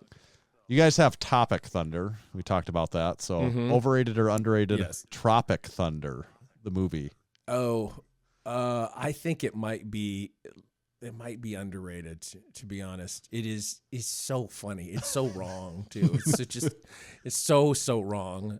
I tend to like things that are like super fucked up, and that's pretty fucked up. Yeah. There's some few things maybe if I'm remembering about Tropic Thunder that maybe they can't do it, like that are like a little off the table now even. Yeah, Robert Downey Jr. in blackface. That's what I was thinking. Yes. Yeah, I don't think you can do that anymore. Yeah. So I think that's a good take though, that it probably is a little underrated, that movie. And I think that Tom Cruise dancing at the end of that movie, I think that's actually what Tom Cruise looks and acts like when he's alone. Yes. It was more revealing than I think he really understood at the time. Okay. Overrated or underrated? Whose line is it anyway? Ooh. That's a really good question. That being a topic for you because you've done a little improv before, am I right? I have done improv. Yeah, absolutely. That's Whose Line is kind of a short form improv. I've done mostly long form. Fun fact: my wife worked with one of the cast members of the original British version of Whose Line. I have seen the original British version sometimes before too. I don't even know if I knew there was a British version. Yeah, it started there. Everything starts there. His name was Mike McShane. He was Friar Tuck in the Kevin Costner Robin Hood movie. Yeah. As well. Back in the day, he's actually from, about an hour from here. I don't know what his career looks like now, but Anyway, Whose Line, Probably underrated, and I think it's what's underrated even is how hard it is. It is very challenging to think that fast and play off people when you don't know where they're going. You know, you don't know what they're going to give you to work with. Yeah, that would be insanely hard. I can't imagine. Yeah, that's what always shocked me as a kid. Like watching it it's hard to believe that that's not scripted for how well they can do a lot of the times. I mean, there are some techniques that you learn. Like there's an exercise where you, with one other person, you end up saying the same word at the same time, but only one of you knows what the word is going to be. And so obviously all the people who have been in the cast of any version of that show have done that exercise. So they can find that person's simpatico or whatever real quickly. And, you know, there's a lot of exercises that go into it, period. But that's kind of the most remarkable one to me is always when people can say the same word together, but only one of them started the word.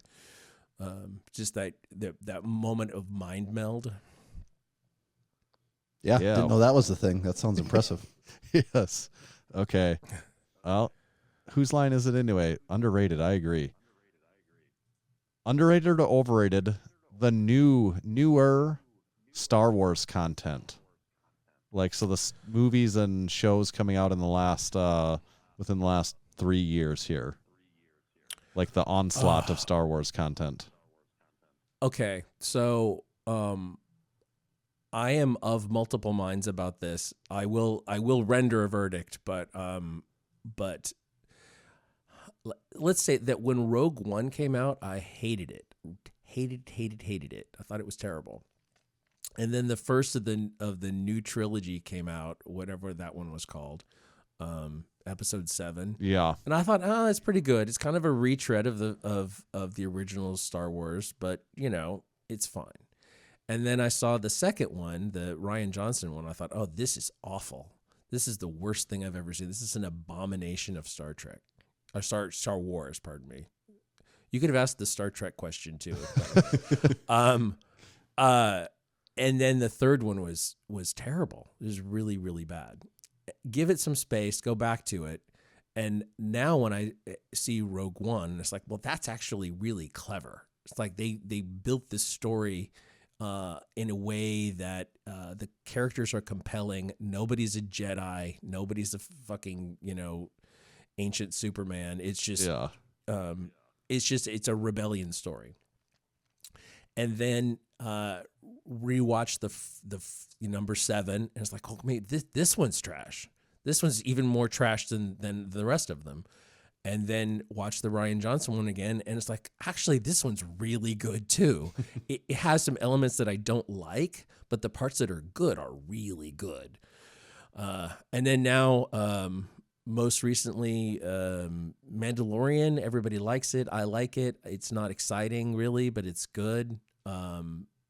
Andor was amazing, and I'm really happy that they're doing a second season of that show. It's like, if it takes Star Wars out of it, and it would still work. Yeah, like it could just be about a rebellion in space. Right. And it's just super well done. So I would say underrated if my benchmark is Andor. Okay. Because I don't think as many people watch that as watch The Mandalorian. Yeah. So based on that, because that's the most recent thing. Yeah, underrated. I haven't seen that yet, but now thinking about it, now I'm convinced I do need to watch it. I've watched Mandalorian and Book of Boba Fett and most of those, but I do need to watch this newest one. I'm just behind on all of them, so I have nothing to add. One follow-up question. Is Yeah. the Empire bad and are the rebels good? Is that black and white?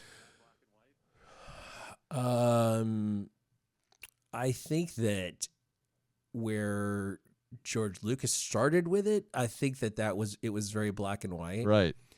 because the templates that he worked from, 30 cereals and stuff like that, good guys and bad guys, black hats, white hats, whatever.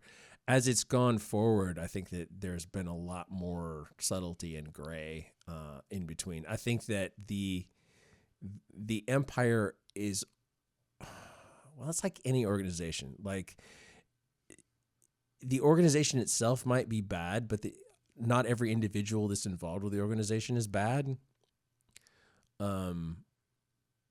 Community comes from people, right? Well, it's always the classic debate. Like, you go to Starbucks and someone fucks up your order. Do you say the entire Starbucks organization is corrupt and evil, or is it just like the two people working there suck, Yeah. Yeah, that's it exactly. And I think that they, what Rian Johnson was trying to prove with Luke Skywalker was that he's always been conflicted, and he's always not had the greatest idea of what the good thing to do is. He was like super young in the first movies, and then he was super old in the last ones. And just his sense of what to do, he had to be convinced to do the right thing. He didn't just know what to do. And I like in some of the, I can't even remember specifically what I've seen it in, if it was some of the in recent trilogy or Rogue or maybe a couple of the shows, but where they show some things from the viewpoint of like the average space being, and it's almost like Empire, Rebels, I don't give a shit. They all do bad stuff to us, like where it's just kind of like where it's like, oh yeah, I guess you are like, okay, Rebels take over, and then what? Like what do they do better?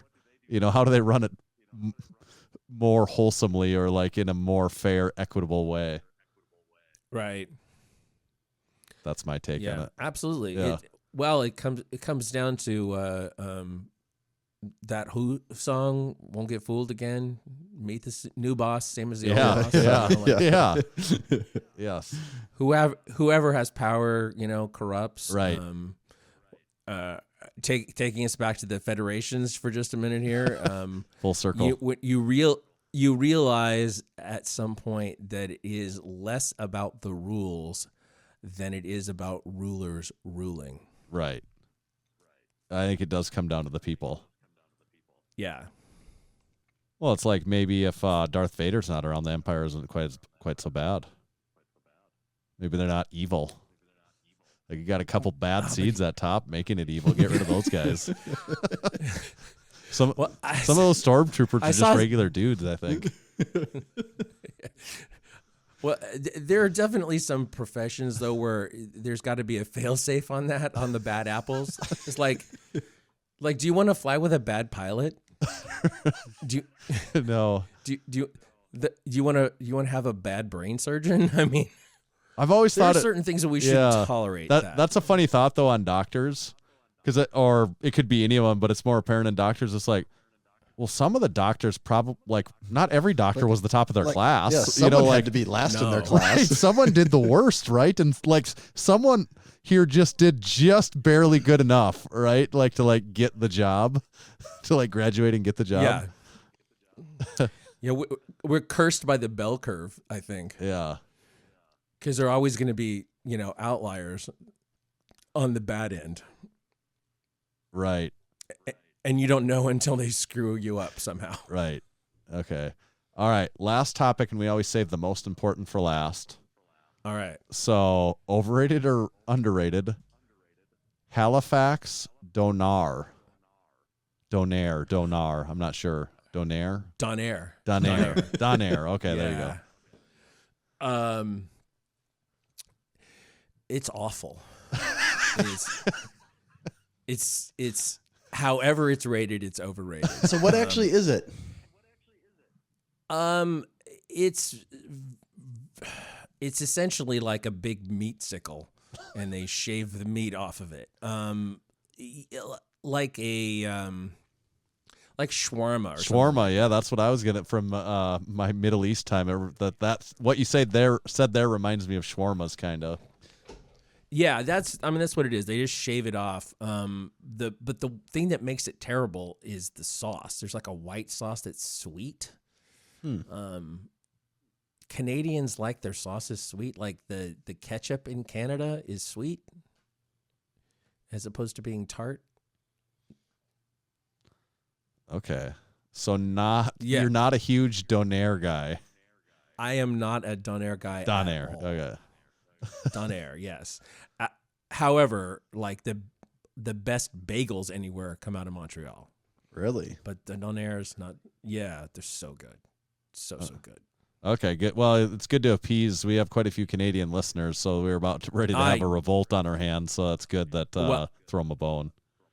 Well, I mean, I'm deeply connected to Canada. That's where my Yep. son and his family live. My grandchildren are Canadian, so That's weird to think actually about. is. Like the Canada thing is such an odd thing, especially with Massenomics. We've become so much more, so much closer to Canada in a lot of ways, and we're physically not that, geographically not that far from Canada as it is, but it's just sometimes it's really easy for me to forget that is a different country, and that they live by a whole different set of rules and Right. customs and everything. yeah, for sure. There are some definite differences just with food. Like we're just talking about them, but just like the availability of stuff. I'm in California where I can get a fresh anything at any time. And a lot of America is not like that. And big hunks of Canada, particularly Atlantic Canada, just doesn't have the same access to, fruits and vegetables. Chicken is incredibly expensive in Nova Scotia for some reason. Yeah. Okay. Well, it looks good. Good news though, Jim. It looks like you passed overrated, underrated. So that's thank you. That's this will not be like that interview from the Arnold in 2017. People will get to hear this now. Someone will know this exists. Yeah. One final question I had that I was thinking of is there anything from your time in super training and slingshot that you miss?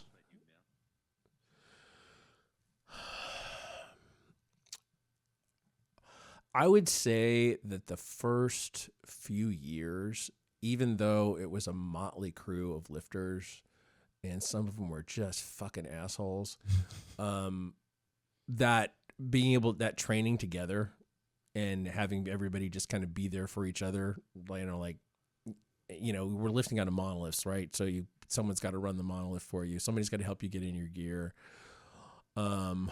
All that stuff, I do miss that. I miss some of those guys. I'm not really in crisp contact with very many of them anymore, just because life goes on, and most of them are not lifting anymore. Excuse me. So I would say that I miss that. I miss how fresh stuff was as we were, emerging from complete obscurity. It was easier to leverage what we were doing in terms of content and stuff like that than it is now. Well, it felt like everything was new and exciting, like every week then. Right. Exactly. I always thought about, even before I was, shooting training sessions and putting them on YouTube, I always kind of thought about every training session as like an episode of a lifting reality show. And I would walk away sometimes going, well, damn, that was a really good episode tonight. Yeah. And it, it's like somebody was funny, somebody had a PR, somebody, got hurt, but it wasn't too bad. It's just stuff, just like story arc, Mm-hmm. Yeah. What's a weird thought? You guys utilize Discord just like we do. It's a big part of what we do, and we have a big crew on there. And there's been times things have come up. Just put in perspective, like how much some of this has changed and how long ago really some of it's been at this point. There'll be people that have come on there that are very active members, and something will come up of I don't know, Slingshot or Mark Bell or something like that. And someone will say, who's that? Or what's that? Yeah, never heard of that. Who is that? And it's just a funny thought for us because that was such a central part of what was going on with it when we started. And I'm like, oh man, things have changed that much that someone is this big of a fan of Massenomics now and they never have heard, like, that's not, they're not even aware of that, even like that existed at that point in time. It's just kind of a crazy thought of how life the moves time on. has gone by. Right. Yeah, if you were aiming at making me feel old and irrelevant, you Well, bang on. It would aim at ourselves though too, because like my point is how how relevant it was to me, and then I'm like, how is someone watching what we do but not aware of that? Like, it seems weird. Yeah. We have a couple of TVs in the gym now, and I do run some of the old stuff sometimes, and and the podcast and things like that, and I would say, like, we're pushing 200 members, and excuse me, and I would say 80% of them don't have a single fucking clue about anything that we did before 2017. Right.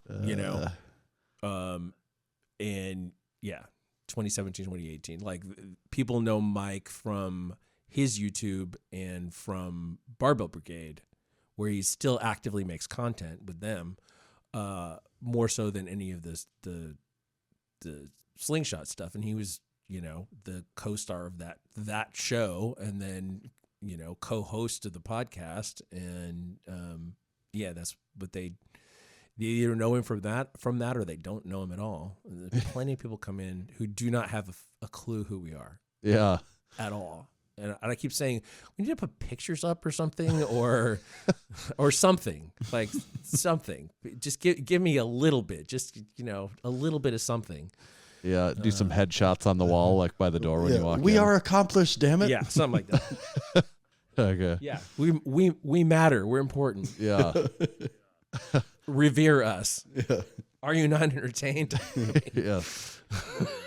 All right, Jim, we really appreciate you coming on, and we're excited. We'll get to hang out in just a couple weeks, so won't be long now. Well, thanks for having me, and definitely looking forward to see you guys. Where's the best people? I mean, if they're in Sacramento, go check out the gym. But I suppose the bigger thing is people could check out Apparel, Good Company. Where do they find all that at? We are Good Company 3SB on, I think, on Instagram, and we are 3rd Street BB on Instagram, the gym itself. I am at the Jim McD everywhere that I would want you to find me. And podcasts, 50% facts, percent's a word, 50's just numbers. What else? The apparel is at 3sb.co, and the gym itself, 3rdstreetbarbell.com. Excellent. Thanks, Jim. Thanks a lot, Jim. Yeah, thanks a lot, guys. All right. See you soon. All right, later. Cool beans! Cool beans. Cool beans! Gave Jimbo the double cool beans, didn't you? Cool beans for Jim. Cool beans them up over there, didn't you? Sure did. Oh, good stuff. Always good catching up with Jim. Always nice catching up with what's going on out there on the West Coast. We'll have to make it out. Maybe 2020. You think 2023 is the year we make it out there? It could be. Very well could be. Could be. Do we have time for Has He Seen It? God, this is running. This one's running. Yeah, I mean, we can sneak it in quick. It's been a while. This one's got legs on it. Let's play it. Let's do it. I don't care what the people say. We're playing it. I don't care what the reaction was when I just asked that rhetorical question. We're playing this sumbitch. It's going down. Yeah, so Has He Seen It? We're going to 1987. The Has he 80s. seen it? Oh, God. Okay. Yeah. 1987. 1987. We've got 2 of them. You think 2? I think you might do better than 2 on this list. We'll see, though. You're maybe a little too optimistic. Yeah. 1987. We've got seven movies, and we're going to find out, has Tommy seen them? Last week that we played was 2000. You got 5 out of 7. The last 80s weeks that we did, in 89, you got 4 out of 7. In 88, you got 2 out of 7. Wow. So 2 would be consistent with the year. Okay, yeah. I think 2 is going to be about the number here. And we've got a couple audio clues this week also. So All right. we'll see. It doesn't always like come across perfect on your end, but everyone listening at home will get a full taste of this. So first one, has he seen it? Who the fuck said that? Who's the slimy little communist shit twinkle-toed cocksucker down here who just signed his own death warrant? Could you hear that, Tommy? Yes. Is it Full Metal Jacket? That is Full Metal Jacket, 1987 classic Full Metal Jacket. Yeah, I've seen that movie a lot of times. Yeah. That is a total classic Vietnam War movie.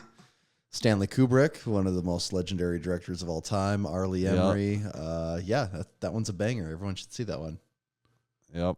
I haven't watched it for a while. It's been a while for me, too. I actually used to own that movie, so I have seen it quite a bit. But it's that probably movie is not a feel-good movie, though. No, it's really not. It's not. It really feels like two movies to me, too. Absolutely. It is. It's the one movie of them going through basic, and then the second movie is them in Vietnam, and they almost I like the have basic nothing to training do. part so much better. Yeah. They don't have a ton to do with each other. You could let them be their own thing, and people are like, okay, yeah, these are movies. But yeah, it is a classic. I think people should watch that one for sure. Yeah. Okay. 1 for 1. Have you seen it? Dirty Dancing. No, I have not.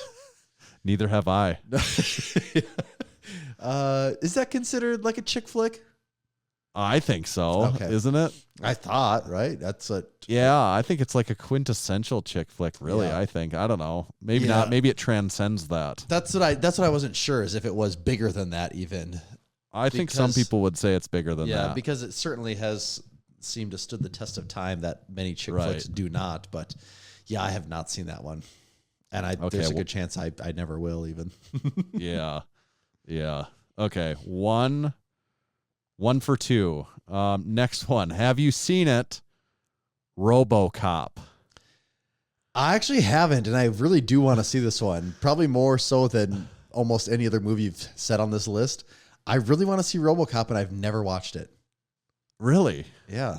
Like, I'm surprised you say that you really sound like with conviction that you would really like to watch RoboCop. I would. I like sci-fi stuff, and RoboCop is, to me, a classic as far as sci-fi goes. Just I loved the character RoboCop itself. as a kid. Yeah, and I've never seen it. Okay. Yeah. That's on the to watch list, though. Yeah, I'd love to watch RoboCop, and I've never seen it. All right, 1 for 3 then. Okay, next we're going back to an audio clue. Has he seen it? Good morning, Vietnam! I don't know if you can. That one didn't come through, no. Okay. We'll hit it one more time just for everyone else's sake. Good morning, Vietnam! So that was Robin Williams screaming into his microphone, "Good morning, Vietnam." Has he seen it? Good morning, Vietnam. Yeah, no, I have not seen Good Morning Vietnam. I think we've talked about this one like 5 times. Yeah, I've never seen Good Morning Vietnam. I see. That's why I wish you could have heard that. That audio clip was more. I'm very curious why Zoom doesn't let those sounds come through. That's weird to me. Yeah, I don't know either. So Good Morning Vietnam. You've actually. I'm just realizing now. Two very. I was curious if that was intentional or not. No. Completely coincidental. You are 1 for 4 right now, though. Yikes. Okay. Have you seen it? Over the Top. No, I haven't seen this either. Oh, Over the Top is good. Yeah, that's the arm wrestling one. Is it right? actually good, or is it just? I think it's good. Yeah, I've never seen it. Okay. It'd probably be a good one to watch, but. Yep, never. I don't even know if I was aware of that movie until maybe a year ago or so. Until more like through Massenomics and stuff. Yeah, like that, if I heard about it, it was through Massenomics for sure. Yeah. Yeah. Over the Top, and the one guy in Bigger, Faster, Stronger that like was living in his van outside the gym. You remember that guy? Like yes, he was old, washed up. He was he was in the movie. Okay. If I remember right, he was like one of the big arm wrestlers in there. Fun fact there. Okay. So now you're 1 for 5. You're actually tracking pretty well for that 2 like you predicted. We're right where I want to be. Okay. We're going back to an audio clip on this one. I think this one will come through to you. We'll see, though. Has he seen it? Who is he? He's an asshole, sir. I know that. What's his name? That is his name, sir. Asshole. Major asshole. I don't know what that is. Did you hear that? Did that come Yeah. through? Oh, yeah. It came through perfectly clear. Yeah. We'll play it one more time for everyone else that's at home, just maybe wants to hear it again. Who is he? He's an asshole, sir. I know that. What's his name? That is his name, sir. Asshole. Major asshole. No idea. Yeah. I'm going to be pretty positive that means you haven't seen the movie because it's Spaceballs. Has he seen it? Spaceballs. I have seen Spaceballs. Oh, you have seen Spaceballs. Okay. Yeah. I have, I probably saw that movie when I was in like 3rd or 4th grade, when I was going to my first major Star Wars kick, and someone says, oh, there's actually this movie that kind of makes fun of all of it. Yeah. And then you watch that. So yes, I have seen Spaceballs. Okay. There's a lot of classic lines from Spaceballs. It's like comb the desert, and they're out there with a giant comb in the desert. Yes. And what do they call, isn't like the Death Star, the laser doesn't have some ridiculous name too in there? Yeah. I haven't seen Spaceballs for a long time. I had that movie in like high school, and I watched it quite a few times, but I haven't seen it for a long time. I think it's worth a watch though too. But now you're at 2. You're 2 for 6. So it does come down to this one based on your prediction. I was thinking you get 3. You were thinking 2. One of us is going to be right. Uh-oh. Classically, we like to end with an Arnold movie whenever possible. 1987, not an exception. It's crazy how many movies Arnold was in. Like almost every year we can end with an Arnold movie. And I'm curious how many years he had multiple movies come out, Oh, a lot of these times, because when I look, a lot of these times there's been more than one movie that has come out that year. So have you seen it, Predator? I haven't seen Predator. Okay. I have not. Yep, definitely need to watch that one too. That's one I'd always love to watch, and I've just never done it. Yep. So you did finish 2 for 7. You were right. Mm-hmm. Yeah, 80s. I'm telling you, 80s movies. I am not with those things. Because those are all, I mean, even the ones you haven't seen there. Oh, I think those are all very popular movies. I don't think you asked me any, I don't think you had any gotchas in there. I think those were all kind of softballs, but yeah, I haven't seen any of them. Yeah, you're Except right on for 2 the of 80s. them. Well, except for those 2 that I did see. Yeah. I got to keep those in the record book. 2 of 7, same as 1988. We'll get back to some more current things going forward here. So you know what I could really go for right now? Yeah. A Nicola. This was very satisfying. I could totally do another one. It was good. That's a solid 4 to me. Yeah. You know what else is really solid, if you ask me? What's that? SPUD-ink-straps.com. Head over there. They're the ones with the yellow straps, the iconic yellow straps that you've seen before. Spud Ink started because the lifting straps available at the time were not tough enough to handle the daily punishment that comes with training as a powerlifter, or that could easily fit in a gym bag. Spud Ink created their straps to withstand whatever your training puts them through. Finally, training gear that works as hard as you do. Whether you're looking for belts, harnesses, or deadlift straps, Spud Ink has you covered. Head over to spud-ink-straps. If you order $75 or more, you get free shipping on all domestic orders. Let them know that your good old buddies at Massenomics sent you, and they'll give you an extra kick in the pants on your way out the door. Thank you, Spud Ink. And this episode of the Massenomics podcast is also brought to you by our friends at SwissLink. SwissLink supplies people around the world with the finest military surplus items from any military force you can think of. Just hopped over to their featured tab here, and here's a few of the heavy hitters they got sitting here. They got a NATO fuel can. They got Belgian wool gloves. They got Swiss Army sunglasses, and yes, they are so styling. They got a Romanian wool long coat, and it's only $15. They're practically giving the damn thing away. What's the potassium iodine tablets for, Tanner? There's only one way to find out. Order them all. You can get those too. They also have a Polish Army folding field chair. If you're going to the Arnold, that's probably an excellent time to take that thing with you, because trust me, your legs get tired. So make sure you show up with one of those on. They got German Ranger boots, Italian parkas, Czech Army medical desks, knives, coats, jackets, everything you can think of. If it's Army surplus, there's a good chance SwissLink has got it.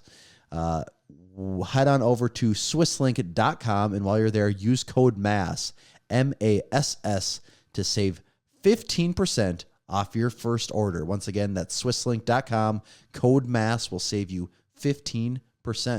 Thank you, Swisslink. Potassium iodide is for radiation, the effects of radiation, like to combat the, I think, I had to look this up because it does sound familiar to me. I think maybe you take it in the, I don't know, like in the case of radiation exposure or something like that. I'm not sure. All right. Well, there you go. Oh, yeah. That's what the description says. In the event of a nuclear emergency, one of the best things you can do to be prepared is to keep potassium iodine tablets on hand. Well, there you go. Get them at Swisslink. It's FDA approved as protection against nuclear fallout, sold in the United States. Swisslink recommends keeping 30 days worth on hand for your whole family. So there you go. It's one of those things, if you needed it, you'd be happy you had it. You would.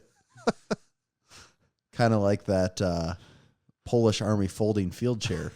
If you needed it, you'd be pretty happy you got it. Oh, God. Have you ever been in a spot where you're like, I would like nothing more than to sit right now? Like, you're kind of usually in a... typically when that happens, you're in a very desperate situation. So a Polish Army folding field chair would really make things turn around for you. It's funny. Both of those things could happen, and you'd be really happy you had both of those things, although they'd be very different situations. And one, your legs are just kind of tired. But maybe and they're also not so different situations if you think about it. That's true. That's a good point. You know, if a bomb goes off, there's a good chance all your chairs are gone. So a Polish Army folding field chair could be the thing to really bring comfort back into your life. They should offer a bundle where if you order both together, you save a little bit. If you get the field chair along with the potassium iodide tablets. Yeah. I like it. Yeah. All right. Make sure to check out everything in the new drop. I've got the new hoodie over here. Can't really see it. Everything I'm holding up is not part of the hoodie that you can. Just showing you like random green parts of a hoodie. Mm-hmm. Yeah, it's hard to show them off on screen, isn't it? When you sit so close to the camera. I see. I was over here judging you before, and now I realize the folly of my ways is not quite so easier said than done situation. Yeah, especially when there's two cameras, you got to show it too. I know. It's which one do I go to? So check out the items in the new drop. Snag those. Buy them all, and we won't take them to the Arnold. Like us on YouTube. Check out the new YouTube videos coming out every week-ish for now, right? Every week for now. This just in, Tanner. Your first video went so good. YouTube is already sending us the platinum play button. We've totally changed the game as far as YouTube goes. About time. I can hang that up right back there, maybe. Yep, or you can put great. it right. I don't know. Yeah, in one of these here. One of these. Right. It'd look nice on your shelf there. It would. I'll take the platinum one, and you can have which one? What's the best one? I think it's platinum, isn't it? Oh, okay. You can have the platinum one. I'll take I guess we haven't hung that gold one up yet already that we have. Let's see. Silver? Do you need 100,000 subscribers for silver? That's what I'm curious what they give you. There's silver. Okay, silver, gold, and diamond awards. Is diamond a milli? Silver is once you reach 100,000 subscribers. That would be pretty cool to get one of those. Gold is 1 million. Diamond is 10 million. Wow. That's a lot. Then there's the Custom Creator Award. It's if you reach 50 million. Wow. Oh, and then there's also a Red Diamond Award, which is 100 million. Not too many people in that camp. Oh, I think we could do it, though. I mean, what's really holding us back other than a few weekly YouTube vlog videos? Just, a few videos. That's all that's holding us back. See, we haven't been doing it, so we don't know. Now we're about to find out if this is what takes us there. It's going to take it to the next level. Leave us a 5-star review on Apple Podcasts. Please help us get to 500. We got something real big planned for when we get to 500, and we got that ball in motion. So we just need to help you get it to 500 so we can push it the rest of the way down the hill. And Tommy, where do they find you at? You can find me at Tomahawk_D. You can follow me at Tanner_Baird, but just make sure to follow Massenomics at Massenomics. See ya.